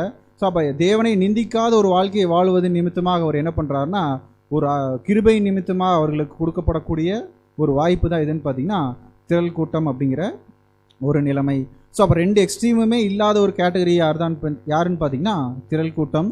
ஸோ அப்போ இது ஓட்டம் அப்படிங்கிறது திரள் கூட்டத்துக்குரிய ஓட்டம் கிடையாது. வாய்ப்பை இழந்தவர்களுக்கு தேவன் செய்யக்கூடிய ஒரு கிருபை தான் எதுன்னு பார்த்தீங்கன்னா இந்த திரள் கூட்டத்துக்குரிய ஒரு வாய்ப்பாக இருக்குது. ஸோ அப்போ சகோதரர் என்ன பண்ணுறான்னு பார்த்தீங்கன்னா இந்த ஒரு அமைப்பை குறித்து கூட எதுக்கு ஒப்பிட்டு பேசுகிறாருன்னு பார்த்தீங்கன்னா இந்த திராட்சை செடிக்குரிய ஒரு குணலட்சணத்துக்கு ஒப்பிட்டு பேசுகிறார். ஸோ இப்போ ஆண்டவராய் இயேசு கிறிஸ்து எப்படி இருக்காருன்னு பார்த்தீங்கன்னா ஒரு திராட்சை செடி மாதிரி இருக்கார். கொடிகளாக அழைக்கப்பட்டவர்கள் தெரிந்து கொள்ளப்பட்டவர்கள் எல்லாரும் வராங்க. அந்த தெரிந்து கொள்ளப்பட்ட நிலைமையில் யார் யாரெல்லாம் தேவன் எதிர்பார்க்கக்கூடிய கனிகளை கொடுக்குறார்களோ அவர்கள் எல்லாரும் என்ன பண்ணுறாங்கன்னா திராட்சை செடியிலேயே இருக்காங்க. ஒருவேளை ஒரு சில கொடிகள் கனி கொடுக்கல அப்படின்னா அந்த கொடியை என்ன பண்ணிடுவார், கட் பண்ணிடுவார். ஒரு சில கொடிகள் என்ன பண்ணுவார்னா சுத்திகரித்து திருப்பியும் கனி கொடுக்க தான் என்ன பண்ணுவார், எதிர்பார்ப்பார். சில டைம் ஒரு சில கொடிகள் அந்த செடியவே என்ன பண்ணிடும், அழிக்கிறதுக்கு ஒப்பாக ஒரு கேரக்டர் இருந்துச்சுன்னா அந்த கிளைகள் அவர் என்ன பண்ணுறார், வெட்டி போடுறார். ஸோ அப்போ இயேசு கிறிஸ்து அப்படிங்கிற ஒரு அமைப்பு இருக்குது. அந்த அமைப்புக்குள்ளே வரக்கூடியவர்கள் அந்த அமைப்பை கெடுக்கிறவர்களாக இருந்தாங்கன்னா அவங்க முற்றிலுமாக முறித்து போடப்படுறாங்க, அவங்க இரண்டாம் மரணத்துக்குரியவர்கள். ஆனால் சரியாக பலன் கொடுக்காதவர்களை தேவன் சுத்திகரித்து பலன் கொடுக்க வைக்கிறவங்க திரள் கூட்டம். பெற்றுக்கொண்டதன் நிமித்தமாக இமிடியட்டாக தேவனுக்கு பலன் கொடுக்கக்கூடியவர்கள் யாருன்னு பார்த்தீங்கன்னா சபை. ஸோ அந்த திரள் கூட்டம் சபை அதே சமயத்தில் இரண்டாம் மரணத்துக்கு போகக்கூடியவர்கள் எல்லாருமே எந்த ஒரு நிலைமைக்குள்ளே தான் வராங்கன்னு பார்த்தீங்கன்னா கிறிஸ்துங்கிற அமைப்புக்குள்ளே அந்த ஒரு கிளைகளாக தான் வராங்க. இந்த கிளைகள் எப்படி தேவனுக்கு பிரியமாக வாழ்கிறாங்களோ அது நிமித்தமாக அவருடைய நிலைமைகள் என்ன ஆகுதுன்னு பார்த்தீங்கன்னா மாற்றப்படுது. ஸோ அப்போ ஒரு வேளை நம்ம அந்த செடியை மோசம் போக்குறவர்களாக இருந்தோம் அப்படின்னா நம்மளது நித்திய அழிவாக இருக்கும். ஒருவேளை சரியாக பலன் கொடுக்கல அப்படின்னா சுத்திகரிக்கப்படுவோம். சுத்திகரிக்கப்பட்டதுக்கப்புறம் என்ன பண்ணுவோம், பலன் கொடுப்போம். அதே சமயத்தில் பெற்றுக்கொண்ட வாய்ப்பை இமீடியட்டாக முழுமையாக பயன்படுத்தி தேவனுக்கு பிரியமுள்ள ஒரு கனிகளை நம்ம கொடுத்தோம் அப்படின்னா நம்ம யாருன்னு பார்த்தீங்கன்னா சபையாக மாற்றப்படுவோம். ஸோ அப்போ இந்த இடத்துல நம்ம கவனிக்கும்போது நல்ல கனி தரக்கூடிய கிளைகளும் அதே மரத்தில் தான் இருக்க போது, அதே சமயத்தில் மரத்தை அழிக்கக்கூடிய கிளையும் எதுக்குள்ளே தான் இருக்கும், அதுக்குள்ளே தான் இருக்கும். ஸோ அப்போ அவர் ஏன் வெட்டி போட்டுறாருன்னா இது மற்ற கிளைகளை என்ன பண்ணிடக்கூடாது, கெடுத்தக்கூடாது. ஸோ அப்போ நம்முடைய கனிகள் எதின் அடிப்படையில் அவர் சொல்கிறார் அப்படின்னு பார்த்தீங்கன்னா இந்த 1 பேதுரு 1ஆம் அதிகாரத்தில் முதல் 10 வசனத்தில் நம்ம வாசிக்கக்கூடிய கேரக்டர்ஸ். ஸோ இந்த கேரக்டர்ஸ் எல்லாத்தையும் சேர்த்து கன்க்ளூட் பண்ணி சொல்லக்கூடிய ஒரு வசனம் தான் எதுன்னு பார்த்தீங்கன்னா இந்த 11ஆம் வசனம் வாசிக்கலாம். 2 பேதுரு 1ஆம் அதிகாரம் 11ஆம் வசனம்.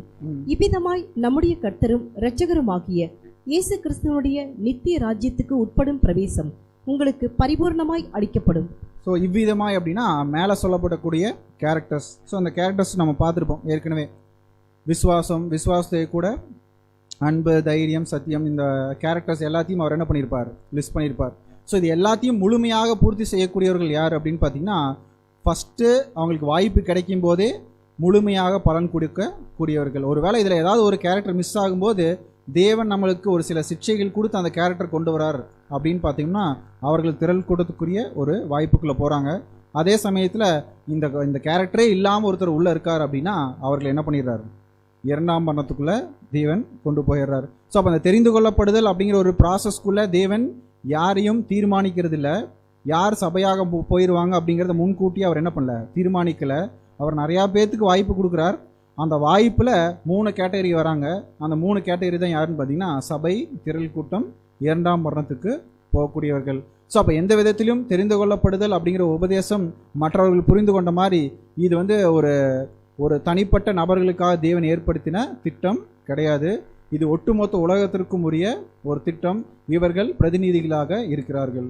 ஸோ அப்போ நம்ம கூட யோசிக்கலாம், ஏன் இப்போ அந்த வாய்ப்பை நம்ம பெற்றுக்கொண்டு இரண்டாம் மரணத்துக்கு போகக்கூடிய வாய்ப்புகள் நம்ம போகணுமா? அதுக்கு என்ன பண்ணிடலாம், பேசாமல் இருந்தாலும் எங்கே போயிடலாம், 3ஆம் உலகத்துக்கு போயிடலாம். அப்படின்னா இதே ஒரு ஸ்டெப்ஸ் தான் அங்கேயும் ஃபாலோ பண்ண போகிறார். இப்போவே இந்த ஸ்டெப்ஸை ஃபாலோ பண்ணி தேவனுக்கு பிரியமாக மாறிட்டோம்னா அவர் கொடுக்கக்கூடிய நிலைமை அவருடைய குமாரனுக்கு ஒப்பான ஒரு நிலைமை. அதே மூன்றாம் உலகத்தில் இதே ஒரு வாய்ப்பை பெற்றுக்கொண்டு இதே ஒரு கேரக்டர் காட்டக்கூடியவர்கள் என்ன ஆகிறாங்கன்னா இந்த உலகத்துக்குரியவர்களாக இருக்கிறார்கள்.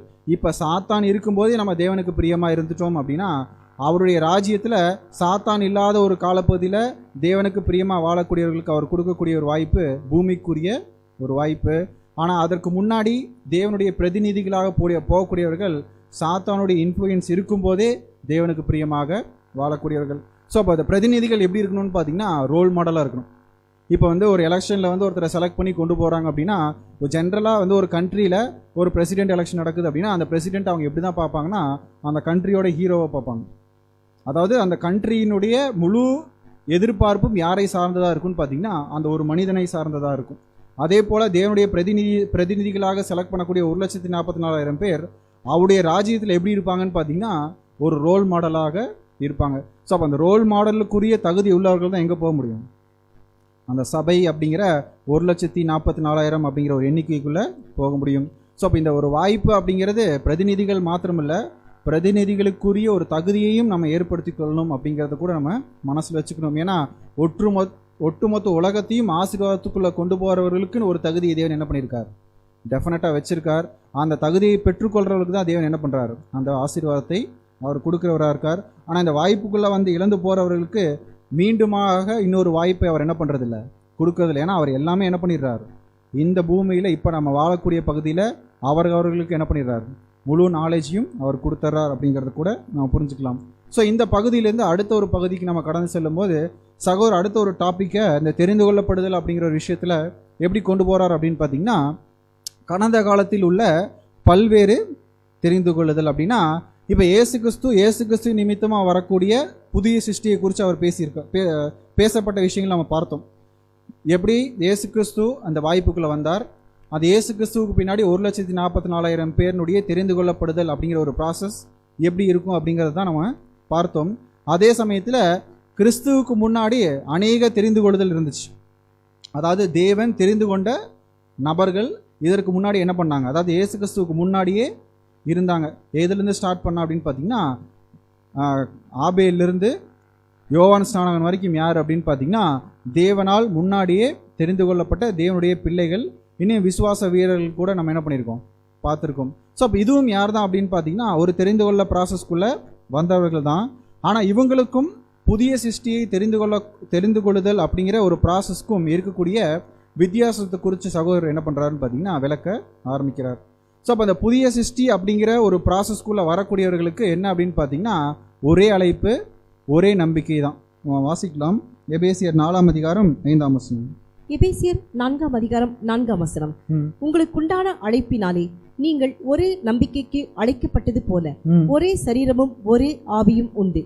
ஸோ அப்போ நம்மளுடைய அழைப்பு என்ன அப்படின்னு பார்த்தீங்கன்னா ஒரே நம்பிக்கைக்கு அழைக்கப்பட்டது. அப்படின்னா நம்மளுடைய என்ன சொல்கிறது டார்கெட் என்ன அப்படின்னு பார்த்தீங்கன்னா எப்படியாவது கிறிஸ்துனுடைய சரீரத்துக்கு ஒப்பான ஒரு சரீரத்துக்கு நம்ம மாற்றப்படணும். அவருடைய குணலட்சணங்களை இந்த பூமியில் காட்டக்கூடியவர்களாக இருக்கணும். அப்படி இருந்தோம்னா அவருடைய குமாரனுக்கு ஒப்பான ஒரு சரீரத்தை தேவன் தரக்கூடியவராக இருக்கார். ஸோ இந்த ஒரு அழைப்புக்குள்ளே வரவர்கள் தான் யாருன்னு பார்த்தீங்கன்னா கிறிஸ்துவுக்கு பின்னாடி வரக்கூடிய புதிய சிருஷ்டி. அந்த ஒரு தெரிந்து கொள்ளப்பட்ட ஒரு ப்ராசஸ் இப்படி இருக்குது. ஆனால் இயேசு கிறிஸ்துவுக்கு முன்னாடி தெரிந்து கொள்ளப்பட்ட மனிதர்கள் எப்படி இருக்காங்க அப்படின்னு பார்த்தீங்கன்னா இந்த மாதிரி ஒரே நம்பிக்கைக்கு தேவன் என்ன பண்ணல, அழைக்கலை. தேவனுடைய தெரிந்து கொள்ளுதல் எப்படி இருந்துச்சுன்னு பார்த்தீங்கன்னா ஒவ்வொரு நபர்களை ஒவ்வொரு நோக்கத்திற்காக தேவன் என்ன பண்ணார், தெரிந்து கொண்டார். இப்போ நம்மளுடைய நோக்கம் எல்லாம் என்னென்னா எப்படியாவது புதிய சிருஷ்டியாக மாறிடணும், சபையாக போயிடணும். ஆனால் இதற்கு முன்னாடி இருந்த பழைய ஏற்பாட்டில் இருந்த தேவனுடைய பிள்ளைகளை தேவன் எப்படி சூஸ் பண்ணியிருந்தார்னு பார்த்தீங்கன்னா ஒவ்வொருத்தரையும் ஒவ்வொரு நோக்கத்திற்காக தேவன் என்ன பண்ணார், சூஸ் பண்ணார். ஃபர்ஸ்ட் யார் அப்படின்னு பார்த்தீங்கன்னா ஆபிரகாம். ஸோ இப்போ ஆபிரகாமை தேவன் தெரிந்து கொண்டார். அந்த தெரிந்து கொண்டதனுடைய நோக்கம் என்ன அப்படின்னு பார்த்தீங்கன்னா இவர் யாருக்கு முன்னடையாளமாக இருக்கணும் அப்படின்னு பார்த்தீங்கன்னா தேவனுக்கு ஒரு முன்னடையாளமாக இருக்கக்கூடிய ஒரு காரியத்துக்காக யாரை தெரிந்து கொள்கிறார் அப்படின்னு பார்த்தீங்கன்னா ஆபிரகாமை தெரிந்து கொள்கிறார். அதுக்கு அடுத்தது யார் அப்படின்னு பார்த்தீங்கன்னா சாராள். ஸோ இந்த சாராளினுடைய உடன்படிக்கை கூட நம்ம படிச்சிருக்கோம். அப்போ ஆபிரகாமின் நிமித்தமாக வரக்கூடிய சந்ததி யார் தான், கிறிஸ்து அப்படிங்கிற ஒரு விஷயத்தை முன் அடையாளப்படுத்துறதுக்காக யார் தெரிந்து கொள்ளப்பட்டார்கள் அப்படின்னு பார்த்தீங்கன்னா சாராள். அதே சமயத்தில் ஆகார், அப்புறம் இஸ்மையேல். ஸோ இப்போ இந்த ஆகார் யார் அப்படின்னு பார்த்தீங்கன்னா நியாயப்பிரமாண ஒரு உடன்படிக்கைக்கு அடையாளமாக இருக்காங்க. இஸ்மையேல் யார் அப்படின்னு பார்த்தீங்கன்னா முன்னாடியே பிறந்தவர்கள் ஆனால் அந்த வாய்ப்புக்கு தகுதியற்றவர்களாக இருக்கக்கூடிய இஸ்ரேல் ஜனங்கள் அப்படின்னு நம்ம பார்க்குறோம். ஸோ அப்போ தேவன் முன்னாடி தெரிந்து கொள்ளப்பட்ட நபர்கள் யார் அப்படின்னு பார்த்தீங்கன்னா, ரொம்ப சிம்பிளாக சொல்லணும்னா, இவர்கள் புதிய சிருஷ்டியினுடைய ஒரு வகுப்பினருக்கு ஒரு மாதிரிகளாக மாத்திரம் தேவன் என்ன பண்ணுறார், தெரிந்து கொள்கிறார். ஸோ இப்போ இவங்களுடைய ரோல்ஸ் எல்லாமே என்ன அப்படின்னு பார்த்தீங்கன்னா, அவருடைய வாழ்க்கையில் அவர்கள் ஏதோ ஒரு விஷயத்தை பின்னாடி வரக்கூடிய புதிய சிருஷ்டிக்கு கற்றுக் கொடுக்கக்கூடிய ஒரு வாழ்க்கையை அவங்க என்ன பண்ணணும், வாழணும். அது நிமித்தமாக தேவன் என்ன பண்ணாருன்னு பார்த்தீங்கன்னா, ஒரு சில நபர்களை ஒரு சில காலப்பகுதியில் அவருடைய திட்டத்தில் அவர் என்ன பண்ணார், தெரிந்து கொண்டார். ஸோ அப்போ தேவன் எப்படிப்பட்ட ஒரு கேரக்டரில் இருப்பார் அப்படிங்கிறத நம்ம கற்றுக் கொடுத்தது ஆபிரகாம். அதே சமயத்தில் உடன்படிக்கை அப்படிங்கிற ஒரு விஷயத்தில் தேவனுடைய திட்டம் யார் மூலியமாக செயல்படுத்தப்படுது அப்படின்னு பார்த்தீங்கன்னா, ஆகாரா சாராளான்னு பார்க்கும்போது சாராள் நிமித்தமாக வருது. அதுதான் வாக்குத்தத்தத்தின் பிள்ளை அவர் மூலியமாக வரும். அதே சமயத்தில் ஆகார் அப்படிங்கிற ஒரு பிரமாணமும் முன்னாடி கொடுக்கப்பட்டிருந்துச்சு. அதில் வந்த இஸ்ரேல் ஜனங்கள் என்ன பண்ணுறாங்கன்னு பார்த்தீங்கன்னா, முன்னாடி வந்தாலும் அந்த மேலான வாய்ப்பை அவர்களால் என்ன பண்ண முடியாது, பெற்றுக்கொள்ள முடியாது. இதில் தொடர்ந்து நம்ம பார்க்கும்போது ஈசாக்கு யாருக்கு அடையாளமாக இருக்காருன்னு பார்த்தீங்கன்னா, ஆண்டவராகிய இயேசு கிறிஸ்து. தன்னுடைய தகப்பன் பலி செலுத்தணும்னு சொல்லி முடிவு பண்ணும்போது எந்த விதமும் தயங்காமல் தன்னை ஒப்பு கொடுத்த இயேசு கிறிஸ்துக்கு ஒப்பாக யாரை கொண்டு வந்தார் அப்படின்னு பார்த்தீங்கன்னா, ஈசாக்கை கொண்டு வரார். அதே சமயத்தில் ரெபேக்காள் தன்னுடைய மணவாளனை பார்க்காமையே அவருக்காக காத்திருக்கக்கூடிய ஒரு கேரக்டர் யார் அப்படின்னு பார்த்தீங்கன்னா, இந்த ரெபேக்காளினுடைய கேரக்டர், அதாவது சபைக்கு அடையாளமாக இருக்குது. இந்த ரெபேக்காளை வழிநடத்தக்கூடிய ஒரு கேரக்டர் யாருன்னு பார்த்தீங்கன்னா எலியேசர். இது பரிசுத்த ஆவிக்கு அடையாளமாக இருக்குது. ஸோ அப்போ தேவன் என்ன பண்ணியிருக்காருன்னு பார்த்தீங்கன்னா, பழைய ஏற்பாட்டில் இந்த மாதிரி ஒரு சில நபர்களை புதிய சிஷ்யனுடைய வாழ்க்கைக்கு போதனை தரக்கூடிய நபர்களாக அவர் என்ன பண்ணுறாரு, சூஸ் பண்ணுறார். சூஸ் பண்ணி அவர் என்ன பண்ணுறாருன்னு பார்த்தீங்கன்னா, அவருடைய கேரக்டர் நிமித்தமாக ஒரு சில நன்மைகளை அவருடைய தற்காலிக வாழ்க்கையிலே அவர் என்ன பண்ணிடுறாரு, கொடுத்துட்றார். ஆனால் அவர்களுக்கு எந்த விதமான ஒரு தீர்மானிக்கப்பட்ட ஒரு ஆசீர்வாதம் அவருடைய ராஜ்யத்தில் அவர் என்ன பண்ணுறதில்ல, வைக்கிறதில்லை அப்படிங்கிறத கூட அவர் சகோதரர் சொல்கிறார். வாசிக்கலாம், பக்கம் 208. 208 பக்கம். இந்த தெரிந்து கொள்ளப்படுதல் இந்த தனிப்பட்ட நபர்களை எவ்விதத்திலும் சம்பந்தப்படுத்தவோ அல்லது அவர்களுடைய நித்தியமான எதிர்காலத்துக்கு உரியதாகவும் கிடையாது. ஆனால் இந்த மாதிரிகள் ஆண்டவரால் உபயோகப்படுத்தப்பட்டது நிமித்தம் ஒருவேளை தற்போதைய வாழ்க்கையை ஈடு கொடுக்கும்படியான சில ஆசீர்வாதங்களை பெற்றிருக்கலாம். அவ்வளவுதான். இப்போ சகோதரர் எப்படி பார்க்கறாருன்னு பார்த்தீங்கன்னா, பழைய ஏற்பாட்டு காலத்தில் தெரிந்து கொள்ளுதல் இருந்துச்சு, தேவன் தெரிந்து கொண்டவர்கள் இருக்காங்க. அவங்களை எப்படி பார்க்கறாருன்னா, இந்த தெரிந்து கொள்ளப்படுதல் இந்த தனிப்பட்ட நபர்களை எவ்விதத்திலும் சம்பந்தப்படுத்துவதோ அல்லது அவர்களுடைய நித்தியமான எதிர்காலத்துக்கு உரியதாகவும் கிடையாது. அப்படின்னா பழைய ஏற்பாடு காலத்தில் சில பேர்த்த சூஸ் பண்ணியிருக்கார், ஒரு சில பேர்த்துக்கு ஒரு சில காரியங்கள் செஞ்சிருக்கார். இது எல்லாமே என்ன அப்படின்னு பார்த்தீங்கன்னா, மாதிரியாக அவர்களுக்கு செயல்படுத்தப்பட்டுச்சு. அது நித்தியமான ஒரு வாழ்க்கைக்குரிய ஒரு ஆசீர்வாதத்தை அவர் என்ன பண்ணுறதில்ல, அவர் கொடுக்கறதில்ல. ஆனால் இந்த மாதிரிகள் ஆண்டவரால் உபயோகப்படுத்தப்பட்டது நிமித்தம் ஒருவேளை தற்போதைய வாழ்க்கையில் ஈடு கொடுக்கும்படியாக சில ஆசீர்வாதங்களை என்ன பண்ணியிருக்கலாம், பெற்றிருக்கலாம். அப்படின்னா ஒரு சில நபர்களுக்கு அவர் என்ன பண்ணியிருக்கலாம், தற்காலிகமாக அவருடைய கேரக்டருக்கு ஏற்ற ஆசீர்வாதத்தை அந்தந்த காலப்பகுதியிலே அவர் என்ன பண்ணியிருக்கலாம், கொடுத்துருக்கலாம் ஒழிய. ஸோ அப்போ இயேசு கிறிஸ்துவுக்கு முன்னாடி தெரிந்து கொள்ளப்பட்ட நபர்களை அவர் என்ன பண்ணுறதில்லன்னு பார்த்தீங்கன்னா, ஒரு நித்தியமான ஒரு வாழ்க்கைக்குரிய ஆசீர்வாதத்திற்கு அவர்களை தெரிந்து கொள்றதில்ல.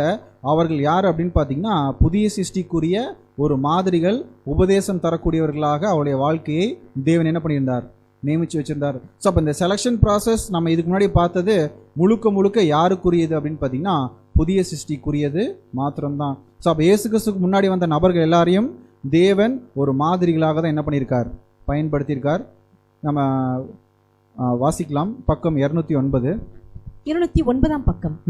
தேவன் மாம்சீக அல்லது ஜென்ம சுபாவமான இஸ்ரேலுக்கு ஒரு தேசம் என்ற வகையில் சில நன்மைகளையும் ஸ்லாக்கியங்களையும், அவர்களுடைய முற்பிதாக்களில் சில தனிப்பட்ட நபர்களுக்கு ஸ்லாக்கியங்களையும் நன்மைகளையும் அளித்தார் என்றும், அவர்களை மாதிரிகளாக அதாவது முன் அடையாளங்களாக உபயோகித்தார் என்றும், அது நிமித்தம் அவர்களுக்குரிய ஆசீர்வாதம் அவர்களுக்கு கிடைத்ததென்றும், ஆனால் ஆண்டவர் எப்படியாயினும் சிறப்பான ஆசீர்வாதங்களை தொடர்ந்து கொடுக்க கடமைப்பட்டுள்ளார் என்றோ, அவர்களை விட குறைவான தகுதியுள்ளவர்களை பாராமல் விட்டுவிடுவார் என்றோ சொல்ல முடியாது என்றும் சுட்டிக்காட்டுகிறார். இதற்கு மாறாக அவருடைய கிருபைகளை உபயோகப்படுத்தாதவர்களுக்கு அவைகளை நிறுத்தி விடுவதும் மற்றவர்களுக்கு அவைகளை கொடுப்பதும் ஆண்டவருக்கு முற்றிலும் சரியானதே. இந்த பாயிண்ட் கொஞ்சம் டஃப்பான பாயிண்ட். அவரே ஒரு சில விஷயத்த இருக்க முடியாதுன்னு சொல்றார், முடியும்னு சொல்றார். சரி, இப்போ எப்படின்னா இந்த இடத்துல அவர் சொல்லும்போது, தேவன் இயேசு கிறிஸ்துக்கு முன்னாடி செலக்ட் பண்ண இஸ்ரேல் ஜனங்களாக இருந்தாலும் சரி, மனிதர்களாக இருந்தாலும் சரி, இவர்கள் யார் அப்படின்னு பார்த்தீங்கன்னா, ஒரு மாதிரிகள், முன் அடையாளமாக இருக்கக்கூடியவர்கள். ஆனால் இப்படி இருக்கிறதுனால எந்த விஷயத்த சொல்ல முடியாது அப்படின்னு சொல்கிறார் அப்படின்னு பார்த்தீங்கன்னா, எப்படியாயினும் சிறப்பான ஆசீர்வாதங்களை தொடர்ந்து கொடுக்க கடமைப்பட்டுள்ளார் என்றோ, அவர்களை விட குறைவான தகுதியுள்ளவர்களை பாராமல் விட்டு விடுவார் என்றோ. அதாவது ரெண்டு விஷயம் இருக்குது. அதாவது பழைய ஏற்பாட்டில் ஒரு சில நபர்களை தெரிந்து கொண்டார், அவர்களுக்கு ஒரு சில குவாலிட்டிஸ் இருந்துச்சு, அவர்களுக்கு பூமிக்குரிய ஆசீர்வாதத்தை சிலதை கொடுத்தார். ஆனால் அதுக்குன்ட்டு தகுதியே இல்லாதவர்களை அவர் அழிச்சு போட்டுட்டாரோ இல்லை கண்டுக்காமல் விட்டுட்டாரோன்னு சொல்ல முடியாது. ஏன்னா அவர்களை சூஸ் பண்ணது தேவன் தான். ஒரு சில நபர்களை சூஸ் பண்ணாமல் விட்டது யார் தான்? தேவன் தான். ஆனால் ரெண்டு பேர்த்தையும் அவர் என்ன பண்ணுறதில்ல, முற்றிலுமாக கை விட்டுறதில்ல. ஆனால் ஒருவேளை நல்ல குவாலிட்டிஸ் இருக்கக்கூடிய மனிதருக்கு ஒரு சில ஆசீர்வாதங்களை அவங்களுடைய வாழ்க்கையில் என்ன பண்ணிட்டார், கொடுத்துட்டார். ஆனால் இதற்கும் நித்தியமான ஒரு வாழ்க்கைக்கும் என்ன இல்லை, சம்பந்தம் இல்லை அப்படிங்கிறத அவர் சொல்கிறார். அதான் எதை சொல்ல முடியாதுன்னா, தகுதி இல்லாதவர்கள் அவர் கைவிட்டுட்டார்னு என்ன பண்ண முடியாது, சொல்ல முடியாது. அதே சமயத்தில் அடுத்த ஒரு பாயிண்ட் சொல்கிறார், இதற்கு மாறாக அவருடைய கிருபைகளை உபயோகப்படுத்தாதவர்களுக்கும் அவைகளை நிறுத்திவிடவும் மற்றவர்களுக்கு அவைகளை கொடுப்பதும் ஆண்டவருக்கு முற்றிலும் சரியானதே. அப்படின்னா ஒரு சில டைம் அந்த வாய்ப்பு கொடுத்தும் அதை பிரயோஜனப்படுத்தாதவங்களுக்கு அந்த ஆசீர்வாதத்தை அவர் என்ன பண்ணலாம், ஸ்டாப் பண்ணிவிட்டு அது இன்னொருத்தவங்களுக்கு என்ன பண்ணிடலாம், கொடுக்கலாம். ஸோ அப்போ ரெண்டு பாயிண்ட் சொல்கிறார். ஒன்று என்னென்னா, தகுதி உள்ளவர்களுக்கு ஆசீர்வாதம் கொடுக்குறார், தகுதியற்றவர்களை கைவிடுறதில்லை. ஆனால் தகுதி உள்ளவருக்கு வாய்ப்பு கொடுத்தும் அதை பிரயோஜனப்படுத்தாதவங்களுக்கு அந்த ஆசீர்வாதத்தை நிறுத்திட்டு வேறு யாருக்கு அதை என்ன பண்ணியிருக்கலாம், கொடுத்துருக்கலாம். ஆனால் இது எதுவுமே ஒரு நித்தியமான ஒரு ஆசீர்வாதத்திற்கு சம்பந்தம் இல்லை. அது முழுமையாக தற்காலிக ஒரு வாழ்க்கைக்கு அவர்கள் தேவன் கொடுக்கக்கூடிய காரியமாக இருக்கிறது. இது எல்லாமே என்ன அப்படின்னு பார்த்தீங்கன்னா, மாதிரிகள், முன் அடையாளமாக இருக்கக்கூடியவர்கள். யாருக்குன்னு பார்த்தீங்கன்னா, புதிய சிருஷ்டிக்கு தேவன் ஏற்படுத்தின ஒரு நபர்கள். ஸோ அப்போ இந்த தெரிந்து கொள்ளப்படுதலுக்கும் புதிய சிருஷ்டியுடைய தெரிந்து கொள்ளப்படுதலுக்கும் இருக்கக்கூடிய வித்தியாசம் இதுதான். இது இன்னும் நல்லா புரிஞ்சுக்கலாம் அப்படின்னா யாரை வச்சு புரிஞ்சுக்கலாம் அப்படின்னு பார்த்தீங்கன்னா, ஏசா யாக்கோபு. ஸோ அப்போ அந்த ஏசா யாக்கோபு பற்றின ஒரு காரியங்களை குறித்து நம்ம பார்த்துருப்போம். ஏசா யாக்கோபு வந்து நல்லவங்க கெட்டவங்கிறத எப்போ டிசைட் ஆகுது? சேஷ்ட புத்திர பாகத்தில் அவங்களுடைய கேரக்டர் டிஃபைன் எப்போ ஆயிடுச்சு அப்படின்னு பார்த்தீங்கன்னா, அவங்க ரெபேக்கலோட வயதில் இருக்கும்போதே டிஃபைன் ஆயிடுச்சு. எப்போ? ரெண்டு ஜாதி வரும், ஒருத்தன் இப்படி இருப்பான், இன்னொருத்தன் இப்படி இன்னொரு விதமாக இருப்பான். அப்படிங்கிறத எங்கே டிஃபைன் பண்ணுறாரு? தேவன் ரெபேக்கால் வந்து அவருடைய வயிற்றில் இரட்டையர்கள் இருக்கிறாங்க, அவங்க இப்படிப்பட்ட கேரக்டரில் தான் இருப்பாங்கிறது என்ன ஆயிடுச்சு, முன்னாடியே டிசைடட். ஸோ அப்போ தேவன் இயேசு கிறிஸ்துவுக்கு முன்னாடி இருந்த தெரிந்து கொள்ளப்படுதல் இருக்கக்கூடிய வித்தியாசம் என்ன அப்படின்னு பார்த்தீங்கன்னா, அவர் மாதிரியிலாகும்படிக்கு என்ன பண்ணியிருக்கார், ஒரு சில நபர்களை தேர்ந்தெடுத்திருக்கார். அதில் எக்ஸாம்பிள் யாருன்னு பார்த்தீங்கன்னா ஏசா யாக்கோபு. நம்ம வாசிக்கலாம். ரோமர் 9ஆம் அதிகாரம் 12 முதல் 13 வசனங்கள். ரோமர் 9ஆம் அதிகாரம் 12-13 வசனங்கள். மூத்தவன் இளையவனுக்கு ஊழியம் செய்வான் என்று அவளுடனே சொல்லப்பட்டது.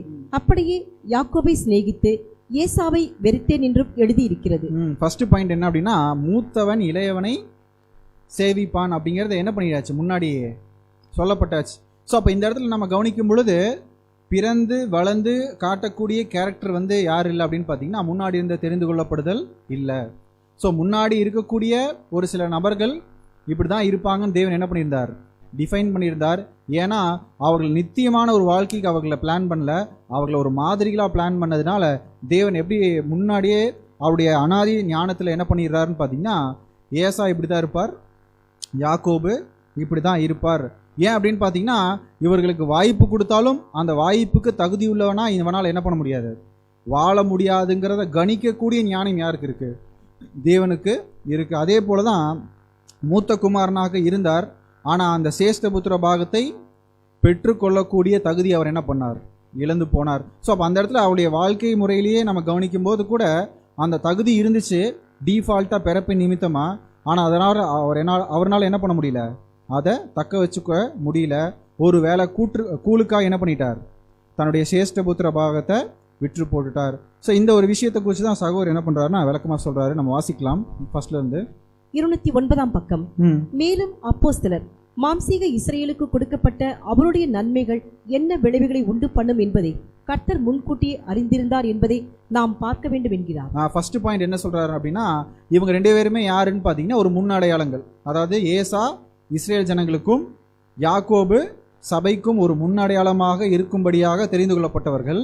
அதில் ஏசா இப்படி தான் இருப்பாருங்கிற தேவன் எப்படி தீர்மானிச்சிருந்தாரோ அதே போல் இஸ்ரேல் ஜனங்கள் இப்படி தான் இருப்பாங்க அப்படிங்கிறத தேவன் என்ன பண்ணுறார், அவருடைய அனாதி ஞானத்தின் மூலியமாக அவர் தெரிஞ்சு வச்சிருந்தார். அதான் சொல்கிறார், இஸ்ரேலுக்கு கொடுக்கப்பட்ட அவருடைய நன்மைகள் என்ன விளைவை உண்டு பண்ணும் என்பதையும் கர்த்தர் முன்கூட்டியே அறிந்திருந்தார் என்பதையும் நாம் பார்க்க வேண்டும். தொடர்ந்து வாசிக்கலாம். எதையெனில் அவருடைய ஆசீர்வாதங்களை அவர்கள் அனுபவித்த பின்னர், அதாவது குறைந்த அளவு மீதியானவர்களை தவிர புது சிருஷ்டியை அமைக்கும்படியாக அவர் கொடுக்க இருந்த ஆசீர்வாதங்களில் பெரிதாயிருக்கிற பரம அழைப்பு என்ற வெகுமதியை பெற்றுக்கொள்ளும்படியாக தகுதியான முறையில் இருக்க மாட்டார்கள் என்பதையே இதை விவரமாக காட்டும்படியாக ஈசாக்கின் 2 புத்திரரை கவனத்தில் கொண்டு வந்து அவர் என்ன சொல்றாருன்னு பாத்தீங்கன்னா, இஸ்ரேல் ஜனங்களுக்கு முதலே வாய்ப்பு கொடுக்கப்படும். ஆனா அந்த வாய்ப்பை அவங்களால என்ன பண்ண முடியாது, தக்க வச்சுக்க முடியாது. ஏன்னா பரம அழைப்பு என்ற வெகுமதியை பெற்றுக்கொள்ளும்படியாக தகுதியான முறையில் இருக்க மாட்டார்கள் என்பதே தேவன் முன்னாடி என்ன பண்ணியிருந்தார், தீர்மானிச்சிருந்தார். ஸோ அப்போ இஸ்ரேல் ஜனங்கள் அப்படிங்கிற ஒரு ஜனங்கள் இருக்காங்க, அவர்களுக்கு வாய்ப்பு கொடுத்தாலும் பின்னாடி அந்த பரம அழைப்புக்குரிய தகுதி அவங்களுடைய வாழ்க்கையில இருக்காதுங்கிறத தேவன் ஏசா யாக்கோபு அப்படிங்கிற முன் அடையாளங்களின் மூலியமாக நமக்கு என்ன பண்றாரு, கற்றுக் கொடுக்குறாரு. அதுதான் எங்க பார்க்குறோன்னு பார்த்தீங்கன்னா இஸ்மயேல், ஈசாக்கு. ஸோ அப்போ வாய்ப்பு முன்னாடி ஒருத்தங்களுக்கு கிடைக்கப்படுது அப்படின்னா அவர்கள் தகுதியான ஒரு வாழ்க்கையை வாழ மாட்டார்கள் அப்படிங்கிறத நம்ம புரிஞ்சுக்கணுங்கிறதுக்காக ஒரு சில நபர்களை அவர் பழைய ஏற்பாட்டு காலத்தில் என்ன பண்ணிட்டார், தெரிந்தெடுத்து அவருடைய வாழ்க்கையை நமக்கு என்ன பண்ணியிருக்கார், மாதிரிகளாக வச்சிருக்கார். ஸோ அப்போ தேவன் புதிய சிருஷ்டி அப்படிங்கிற ஒரு வாய்ப்புக்கு முன்னாடி தெரிந்து கொள்ளப்பட்டவர்கள் எல்லாருமே தேவனுடைய பார்வையில் தற்காலிக ஒரு வாழ்க்கையில் அவங்க என்ன பண்ணணும், தேவனுடைய எதிர்பார்ப்பை பூர்த்தி செய்யக்கூடிய ஒரு வாழ்க்கையை வாழணும். அந்த எதிர்பார்ப்பு என்ன அப்படின்னா, பின்னாடி வரக்கூடிய ஜனங்களுக்கு ஒரு சில பாடங்களை அவர் என்ன பண்ணணும்னு நினைச்சார், இவர்கள் மூலியமாக கற்றுக் கொடுக்கணும்னு நினைச்சார் ஒழிய அவங்களுடைய தற்காலிக வாழ்க்கை நித்தியமான ஒரு ஆசீர்வாதத்துக்கு அவர் என்ன பண்ணல, தொடர்பு படுத்தவே இல்லை. ஸோ அப்போ புதிய சிருஷ்டி அப்படிங்கிற ஒரே ஒரு குரூப்புக்கு மாத்திரம்தான் அவர் என்ன பண்ணுறாருன்னா தற்காலிக வாழ்க்கையை எங்கே லிங்க் பண்ணுறார், ஒரு நித்திய வாழ்க்கைக்கு அவர் லிங்க் பண்ணுறார். இங்கே ப்ராப்பராக இருந்தால் நித்திய ஜீவன், இங்கே ஒரு வேளை ப்ராப்பராக இல்லை அப்படின்னா அவர்களுக்கு ஒரு நித்திய அழிவு. ஆனால் கிறிஸ்துவுக்கு முன்னாடி இருந்த ஒரு தெரிந்து கொள்ளப்படுதல் எப்படி இருந்துச்சு அப்படின்னு பார்த்தீங்கன்னா அந்த மாதிரி கிரைட்டீரியா அவர் வைக்கல. ஏன்னா அது பூமிக்குரியதாக இருந்துச்சு. மாதிரிகளாக மாத்திரம் தேவன் என்ன பண்ணியிருக்கார், அவர்களை கையாண்டார். தொடர்ந்து வாசிக்கலாம். பக்கம் 210 முதலிருந்து வாசிக்கலாம். 210 பக்கம். ஜென்ம சுபாவ மனிதர்களுக்கு இன்றைக்கு ஒருவிதமான ஆசீர்வாதங்கள் உண்டு. ஆனால் தெரிந்து கொள்ளப்பட்ட புது சிருஷ்டிகளுக்கு அவர்களுடைய ஆவிக்குரிய காரியங்களுக்கு நன்மை தராது என்று ஆண்டவர் இந்த ஆசீர்வாதங்களை கிருபையாய் கொடாமல் வைத்துக் கொள்கிறார். இதே போன்று யாக்கோபுக்கு அவனுடைய ஏமாற்றங்களில் சில பூலோக நன்மைகளை கொடுக்காமல் வைத்துக் கொண்டார். இந்த வகுப்பினருக்கு மாதிரியாக இருக்கும்படியாக தற்போது புது சிருஷ்டிகள் சோதனைகள் ஏமாற்றங்கள் மத்தியில் ஜென்ம சுபாவமுள்ள மனிதன் அறியாத சமாதானத்தையும் மகிழ்ச்சியையும் ஆசீர்வாதங்களை அனுபவிப்பது போன்று யாக்கோபும் ஏசா அனுபவியாத மெச்சி இராத மகிழ்ச்சியையும் ஆசீர்வாதங்களையும் அனுபவித்தான். ஸோ அப்போ 2 கேட்டகரி, ஒன்று யாக்கோபு, இன்னொன்று ஏசா. யாக்கோபு தேவனுடைய பிள்ளைகள், சபைக்கு அடையாளமாக இருக்காங்க. ஏசா இஸ்ரேல் ஜனங்களுக்கு அடையாளமாக இருக்காங்க. ஒரு சில நன்மைகளை நம்ம யோசிச்சு பார்த்தோம்னா யாக்கோவோட அதிகமாக யார் வாங்கினார்னா ஏசா தான் வாங்கினார். பூமிக்குரிய ஆசீர்வாதத்தை நம்ம கவனிக்கும் பொழுது அந்த காலப்பகுதியில் நல்லா இருந்தவர் யார் தான், கம்பேரிட்டிவாக பார்க்கும்போது ஏசா நல்லா இருந்தார். ஸோ அப்போ என்ன சொல்கிறார் அப்படின்னு பார்த்தீங்கன்னா, சகோதரர், தேவன் தெரிந்து கொள்ளப்பட்ட இந்த மனிதர்கள் ஒரு சில நோக்கத்துக்காக தெரிந்து கொள்ளப்பட்டது நிமித்தமாக அவர்கள் ஒரு மோசமான முன்னுதாரணமாக இருக்கணும் தேவன் டிசைட் பண்ணதுனால அப்படிப்பட்ட ஒரு வாழ்க்கையை அவர் வாழ்ந்தாங்க. அதன் நிமித்தமாக அவர் என்ன பண்ணல, தீமையாக அந்த காலப்பகுதியில் நடத்தலை. அவர்களுக்குரிய அவர் ஆசீர்வாதத்தை அவர் என்ன பண்ணியிருந்தார், கொடுத்துருந்தார். ஸோ அதான் அந்த ஃபர்ஸ்ட் பாயிண்டில் அவர் சொன்ன மாதிரி நல்ல ஒரு மனிதராக முன்னடையாளமாக வைக்கப்பட்டவர்களுக்கு தேவன் ஆசீர்வாதம் கொடுத்தார். அந்த மாதிரி தகுதி இல்லாத வாழ்க்கை வாழ்ந்தவர்களையும் அவர் என்ன பண்ணல, கைவிடலை, அவர்களுக்கும் ஆசீர்வாதம் கொடுத்தார். அதுதான் யாருன்னு பார்த்தீங்கன்னா ஏசா. யாக்கோபு என்ன பண்ணேன்னு பார்த்தீங்கன்னா நிறைய ஆசீர்வாதங்கள் அவருடைய லிட்டரலாக அவரால் என்ன பண்ண முடியல, பெற்றுக்கொள்ள முடியல. ஆனால் சேஷ்ட புத்திர பாகத்தை அவர் என்ன பண்ணிட்டார், வாங்கிக்கிட்டார். அதே போல தான் புதிய சிருஷ்டி அப்படிங்கிற ஒரு அழைப்புக்குள்ளே வந்தவர்களுக்கு தற்காலிகமான ஒரு வாழ்க்கையில் என்ன பண்ணுறதில்ல, அதிகமான ஆசீர்வாதங்களை அவர் கொடுக்கறதில்ல. அது அவர்களுக்கு பிரயோஜனம் தராதுன்னு சொல்கிறார். அதை இந்த ஹைலைட்டில் பார்க்கும்போது அவர்களுக்கு ஆவிக்குரிய காரியங்களுக்கு நன்மை தராது என்று ஆண்டவர் இந்த ஆசீர்வாதங்களை கிருபையாய் கொடாமல் வைத்து கொள்கிறார். அப்படின்னா அப்போ உலக பிரகாரமாக ஒருத்தர் ஆசீர்வதிக்கப்படுறாரு அப்படின்னா அவர் சபைக்குரிய ஒரு ஆசீர்வாதத்துக்குள்ள அவர் என்ன பண்ணல, வரல. ஏன்னா நிறையா நன்மைகள் அவர் என்ன பண்ணுறதில்ல, தரதில்ல. அதிகப்படியான உலக பிரகாரமான ஆசீர்வாதத்தை, நம்மளுடைய தேவைக்கு அதிகமான ஒரு உலக பிரகாரமான ஆசீர்வாதத்தை அவர் என்ன பண்ணுறதில்ல, கொடுக்கறது இல்லை, அது அவர்களுக்கு தேவை இல்லை அப்படிங்கிறத அவர் முடிவு பண்ணி தடுத்துறார். ஸோ அதான் யாக்கோபனுடைய வாழ்க்கையில் கற்றுக்கிறது கூட. யாக்கோபு கஷ்டப்பட்டு சேஷ்டபுத்திர பாகத்தை வாங்கிட்டார், ஆனால் போய் லாபான் கிட்ட கஷ்டப்பட்டார், அப்புறம் எகிப்தில் போய் கஷ்டப்பட்டார், தன்னுடைய குமாரன் இல்லாமல் என்ன பண்ணார், கஷ்டப்பட்டார். ஆனால் தன்னுடைய தகப்பனையும் தாயும் பார்த்துக்கக்கூடிய ஒரு வாய்ப்பை அவர் என்ன பண்ணார், பெற்றுக்கொண்டார். அதே போல தான் சபையினுடைய நிலைமை அப்படிதான். இந்த பூமிக்குரிய ஆசீர்வாதம் கிடைக்காது, ஆனால் பரலோகத்துக்குரிய ஆசீர்வாதம் கண்டிப்பாக கிடைக்கும். ஸோ இந்த மாதிரி ஒரு மாதிரிகளை காட்டணும் அப்படிங்கிறதுக்காக தேவன் தெரிந்து கொண்டவர்கள் தான் யாருன்னு பார்த்தீங்கன்னா இந்த பழைய ஏற்பாட்டு பரிசுத்த வான்கள், நீதிமான்கள். ஸோ அப்போ இவங்க எல்லாருமே யார் அப்படின்னு பார்த்தீங்கன்னா ஏற்கனவே தேவனால் தெரிந்து கொள்ளப்பட்டவர்கள், ஆனால் ஒரு சில நோக்கங்களுக்காக மாதிரிகளாக தெரிந்து கொள்ளப்பட்டவர்கள். அவர்களுடைய வாழ்க்கை நித்திய வாழ்க்கைக்கு சம்பந்தம் படுத்தாது. தற்காலிகமான வாழ்க்கையில் என்ன பண்ணியிருக்கலாம், அவர் ஆசீர்வாதங்களை அவர் கொடுத்துருக்கலாம் அப்படிங்கிறதான் சகோதரருடைய கருத்து. ஸோ இதுதான் வித்தியாசப்படுத்துது. இது புதிய சிருஷ்டியினுடைய தெரிந்து கொள்ளப்படுதல் அப்படிங்கிற உபதேசத்திற்கும் கிறிஸ்துவுக்கு முன்னாடி தேவன் தெரிந்து கொள்ளப்பட்ட ஒரு ப்ராசஸ்க்கும் இருக்கக்கூடிய ஒரு வேறுபாட்டை சொல்கிறார். இதில் இன்னொரு எக்ஸாம்பிள் கூட அவர் எடுக்கிறார். என்ன அப்படின்னு பார்த்தீங்கன்னா பார்வோன் யாருன்னு பார்த்தீங்கன்னா எகிப்தில் இஸ்ரேல் ஜனங்கள் கிளம்பும்போது தேவன் என்ன சொல்கிறார் அப்படின்னு பார்த்தீங்கன்னா வாதைகள் கொடுக்குறார். அப்படி வாதைகள் கொடுக்கும்போது பார்வோன் என்ன பண்ணிகிட்டே இருக்கார், ஃபஸ்ட்டு போகலாம் அப்படிங்கிறாரு, அப்புறம் வேண்டாம் அப்படின்னு சொல்லி மனதை என்ன பண்ணுறார், கடினப்படுத்துகிறார். அப்போ தேவன் அந்த இடத்துல ஒரு ஸ்டேட்மெண்ட் சொல்கிறார். என்ன ஸ்டேட்மெண்ட் அப்படின்னு பார்த்தீங்கன்னா இந்த காரணத்துக்காகவே உன்னை நிலைநிறுத்தினேன் அப்படின்னா, அப்போ தேவன் ஒரு தீமை செய்யறதுக்காக ஒரு மனிதனை நிலைநிறுத்தின மாதிரி இருக்கே அப்படிங்கிற ஒரு கொஸ்டின் கூட என்ன பண்ணுறாருன்னு பார்த்தீங்கன்னா சகோதரர் வைக்கிறார். ஏன்னா இதை பற்றி அப்போஸ்தலனாகிய பவுலும் என்ன பண்ணியிருக்கார், பேசியிருக்கார். வாசிக்கலாம். ரோமர் 9ஆம் அதிகாரம் 17 முதல் 18 வசனங்கள். ரோமர் 9ஆம் அதிகாரம் 17-18 வசனங்கள். மேலும் என்னுடைய வல்லமையை உன்னிடத்தில் காண்பிக்கும்படியாகவும் என்னுடைய நாமம் பூமியிலெங்கும் பிரஸ்தாபமாகும்படியாகவும் உன்னை நிலைநிறுத்தினேன் என்று பார்வோனுடனே சொன்னதாக வேதத்தில் சொல்லி இருக்கிறது. ஆதலால் எவன் மேல் இரக்கமாய் இருக்க சித்தமாய் இருக்கிறாரோ அவன் மேல் இரக்கமாய் இருக்கிறார், எவனை கடினப்படுத்த சித்தமாய் இருக்கிறாரோ அவனை கடினப்படுத்துகிறார். ஸோ இப்போ இந்த இடத்துல பார்த்தீங்கன்னா இவ்வளோ நேரம் நம்ம பார்த்த ஆஸ்பெக்ட்லேருந்து கொஞ்சம் டிஃப்ரெண்ட் வருது. என்னன்னா தேவன் எப்படி சொல்கிறாருன்னு பார்த்தீங்கன்னா பார்வோனை பார்த்து சொல்கிறார், என்னுடைய நாமம் பூமியில் எங்கும் பிரஸ்தாபம் ஆகும்படியாக உன்னை நிலைநிறுத்தினேன் அப்படின்னா, அப்போ தேவன் பார்வோனை பர்பஸாக என்ன பண்ணியிருக்காருன்னு பார்த்தீங்கன்னா ஒரு சில கடினமான ஒரு குணலட்சணத்தில் இருக்கக்கூடிய ஒரு மனிதனாக என்ன பண்ணியிருக்கார், அலோவ் பண்ணியிருக்கார். அதான் அவர் சொல்கிறார், எவன் மேல் இரக்கமாக இருக்க சித்தமாக இருக்கிறாரோ அவன் மேல் இரக்கமாக இருக்கிறார், எவனை கடினப்படுத்த சித்தமாக இருக்கிறாரோ அவனை கடினப்படுத்துகிறார் அப்படின்னா. ஸோ இந்த பாயிண்ட்டை குறித்து தான் என்ன பண்ணுறாருன்னு பார்த்தீங்கன்னா சகோதரர் அடுத்தது டீட்டெயிலாக பேச ஆரம்பிக்கிறார். ஸோ அப்போ தேவன் சில நபர்களை நெகட்டிவாக யூஸ் பண்ண மாதிரி இருக்கே. ஸோ இது எப்படி புரிஞ்சுக்கிறது? ஏன்னா இப்போ பாசிட்டிவ் கேரக்டர் பார்த்தோம், ஆபிரகாம் மற்ற கேரக்டர்ஸ்லாம் பார்த்தோம். இப்போ இந்த கேரக்டரை தேவன் எப்படி இருக்குன்னா ஒரு நெகட்டிவாக யூஸ் பண்ண மாதிரி ஒரு காரியம் இருக்கே. அப்படிங்கும்போது இதுக்கு ஒரு சில விளக்கங்கள் என்ன பண்ணுறாருன்னு பார்த்தீங்கன்னா சகோதரர் கொடுக்குறார். நம்ம வாசிக்கலாம். பக்கம் 211 பக்கம். இந்த காரணத்திற்காகவே உன்னை நிலைநிறுத்தினேன். மனுக்குலத்தின் விவகாரங்கள் மேல் கர்த்தர் எப்பொழுதும் ராஜரீக அதிகாரத்தை அபியாசப்படுத்தினார். அதற்கு அவருக்கு முழு உரிமை உண்டு என்ற வாதத்தை ஏற்றுக்கொண்டு அப்போஸ்தலர் அதற்கு ஆதாரமாக இஸ்ரேல் விடுதலை பெற்ற காலத்தின் போது எகிப்தின் ராஜாவாக இருந்த பார்வோனின் காரியத்தை காட்டுகிறார். மோசேயின் மூலம் வந்த தேவனின் வார்த்தையை குறிப்பிடுகிறார்.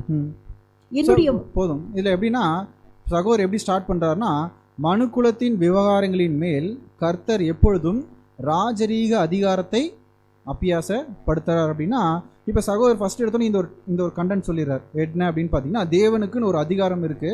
அந்த அதிகாரத்தை என்ன பண்றார், மனிதர்கள் மேல அவர் என்ன பண்றார், செலுத்துறார். அந்த செலுத்தக்கூடிய அதிகாரத்துக்குரிய ஒரு காரியத்தை தான் எப்படி பேசுறாருன்னு பார்த்தீங்கன்னா இந்த பார்வோனுடைய கம்பேரிஷனை கொண்டு வர்றார். ஸோ அந்த பார்வோன் கம்பேரிஷன் நம்ம பின்னாடி பார்க்கலாம். இந்த இடத்துல அவர் சொல்லக்கூடிய அந்த ராஜரீக அதிகாரத்தை அபியாசப்படுத்தினார் அப்படிங்கிறத சகோதரர் என்ன பண்ணுறாருன்னா ப்ராக்டிக்கலாக நடந்த ஒரு சம்பவத்தை கம்பேர் பண்ணுறார். எப்படி அப்படின்னா பிரான்ஸ் அப்படிங்கிற ஒரு கண்ட்ரியில் ஒரு காலப்பகுதியில் என்ன பண்ணியிருக்காங்கன்னு பார்த்தீங்கன்னா சில பேர் மரண தண்டனைக்குரியவர்கள் அப்படின்னு டிசைட் பண்ணிட்டாங்க. அப்படி டிசைட் பண்ணவங்களை என்ன பண்ணலன்னா டேரெக்டாக தூக்கில் போடல, அதுக்கு பதிலாக என்ன பண்ணிட்டாங்களாமா டாக்டர்ஸ் கையில் ஒப்பு கொடுத்துட்டாங்க. அப்போ டாக்டர்ஸ் என்ன பண்ணோம் அப்படின்னு பார்த்தீங்கன்னா ஒரு சில ரிசர்ச்சுக்காக அந்த மனிதர்களை யூஸ் பண்ணியிருக்காங்க. எப்படின்னா ஒரு மனிதனுக்கு பயம் எப்படி அவனுடைய மரணத்தை சம்பவிக்க செய்யக்கூடியதாக இருக்குதுங்கிறத புரிஞ்சுக்கிறதுக்காக ஏற்கனவே இவங்க மரணம் அப்படிங்கிறது டிசைட் ஆயிடுச்சு. ஸோ அப்படி டிசைட் பண்ணப்பட்ட நபர்களை எப்படி கொலை செய்தா என்ன அப்படிங்கிறதுக்காக அவங்களுடைய எக்ஸ்பிரிமெண்ட்டுக்கு அவங்க என்ன பண்ணியிருக்காங்க, யூஸ் பண்ணியிருக்காங்க. அதுக்கு டாக்டர்ஸ் என்ன பண்ணியிருக்காங்கன்னா ஒருத்தருடைய மனுஷனுடைய பயம் எப்படி என்னென்ன விளைவுகள் கொண்டு வருது அப்படிங்கிறத கண்டுபிடிக்கிறதுக்கு ஒரு நாள் ஒரு மரண தண்டனைக்குரிய ஒரு கைதி என்ன பண்ணியிருக்காங்கன்னா ஒரு ரூமுக்குள்ளே கொண்டு போய் போட்டுட்டு, இந்த ரூமில் ஏற்கனவே ஒரு வியாதி வந்த ஒரு மனுஷன் இருந்தான், அவன் நேற்று நைட் செத்துட்டான், இன்றைக்கி நைட் நீ என்ன பண்ணிடுவ, ஏன்னா அந்த வியாதி இதுக்குள்ளே தான் இருக்குது அப்படின்னு சொல்லிட்டு என்ன பண்ணிட்டாங்க, க்ளோஸ் பண்ணிட்டாங்க.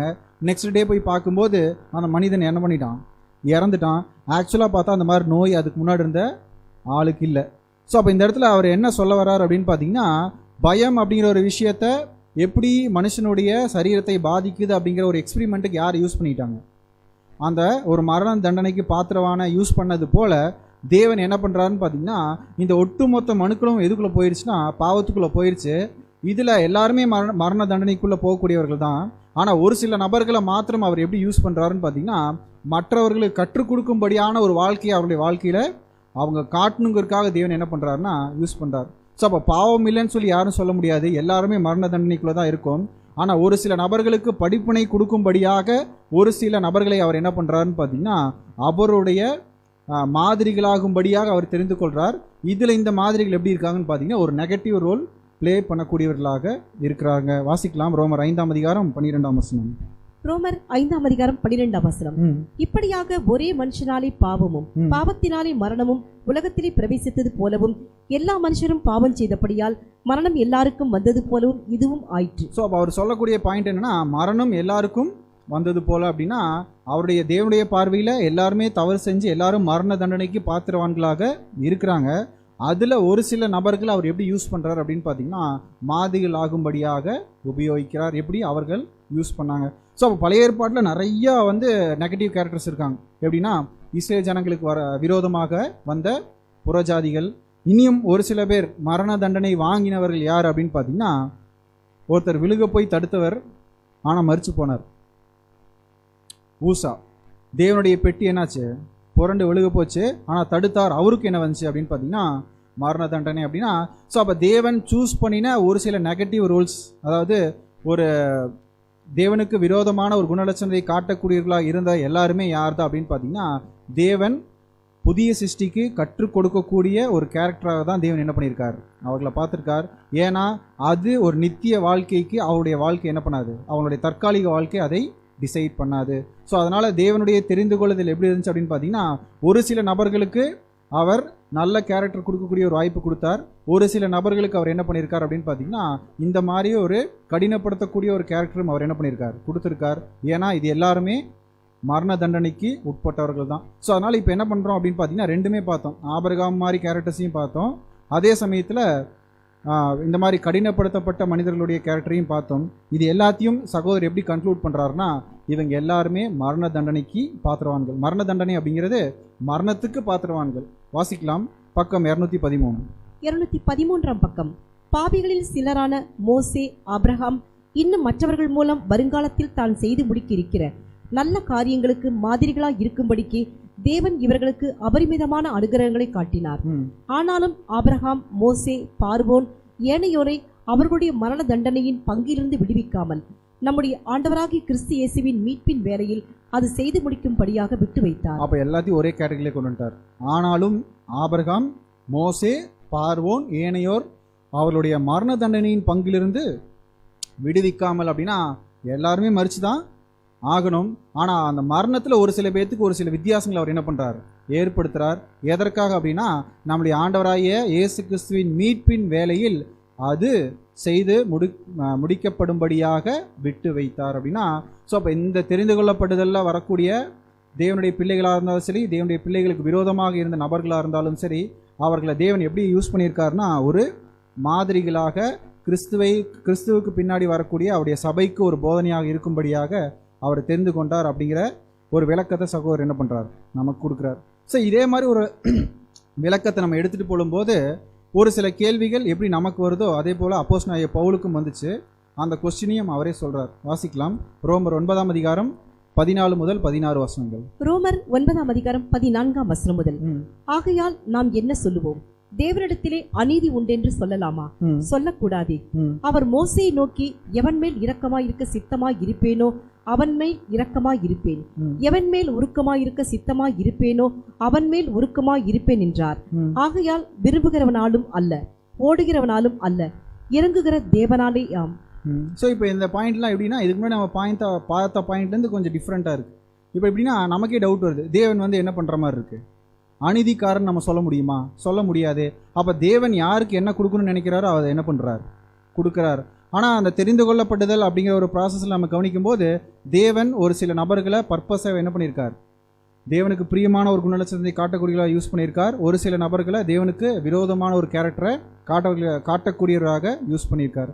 ஸோ அப்போ இது அவங்களுடைய வாழ்க்கை முறை அவர்களை தீர்மானிக்காதா அப்படிங்கிற ஒரு கேள்வி கூட வருது. ஒருவேளை ஏசா யாக்கோபு இப்படி தான் வருவாங்கன்னு தேவன் என்ன பண்ணலன்னா தீர்மானிக்கல, ஆனால் இப்படி தான் அவருடைய வாழ்க்கை இருக்குங்கிறது அவருடைய அனாதி ஞானத்தில் அவர் என்ன பண்ணார்? தீர்மானித்து முன்னாடி வசனங்களில் கொடுத்துருந்தார் அப்படிங்கிற ஒரு விளக்கம் கூட நம்ம பார்த்தோம். ஆனால் இந்த இடத்துல சகோதரர் என்ன பண்ணுறாருன்னு பார்த்தீங்கன்னா, இதையும் ஒரு நீதியான ஒரு விஷயம்தான் அப்படிங்கிறத அவர் என்ன பண்ணுறாருன்னா அடுத்து வரக்கூடிய ஒரு விளக்கத்தில் அவர் என்ன பண்ணுறாருன்னா தெளிவுபடுத்துகிறார். இப்போ நம்ம பார்த்த ஒரு பாயிண்டில் இதுலேயும் தேவனுடைய நீதி செயல்படுத்தப்பட்டிருக்கு அப்படிங்கிறதுக்குரிய விளக்கத்தை தான் சகோதரர் என்ன பண்ணுறாருன்னா அடுத்தடுத்த பக்கங்களில் அவர் சொல்கிறார். நம்ம தொடர்ந்து அடுத்த வாரம் என்ன பண்ணலான்னா இதில் இந்த தெரிந்து கொள்ளப்படுதலையும், அதாவது இயேசு கிறிஸ்துவுக்கு முன்னாடி தெரிந்து கொள்ளப்படுதல் அப்படிங்கிற ஒரு காரியத்துக்குள்ளேயும் தேவனுடைய நீதி இருக்குது. சும்மா அவர் என்ன பண்ணலன்னா ஒருத்தரை நன்மைக்காகவும் ஒருத்தர் தீமைக்காகவும் அவர் என்ன பண்ணல, யூஸ் பண்ணல. அதுலேயும் தேவன் ஒரு நீதியை வைத்திருக்கிறார். அந்த நீதியை நம்ம எப்படி புரிந்து கொள்வது அப்படிங்கிறத கூட சகோதரர் என்ன பண்ணுறாருன்னா சொல்கிறார். தொடர்ந்து வரக்கூடிய வாரங்களில் நம்ம வாசிக்கலாம். தேவன் தாமே இந்த வார்த்தைகளை ஆசீர்வதிப்பாராக. ஆமென்.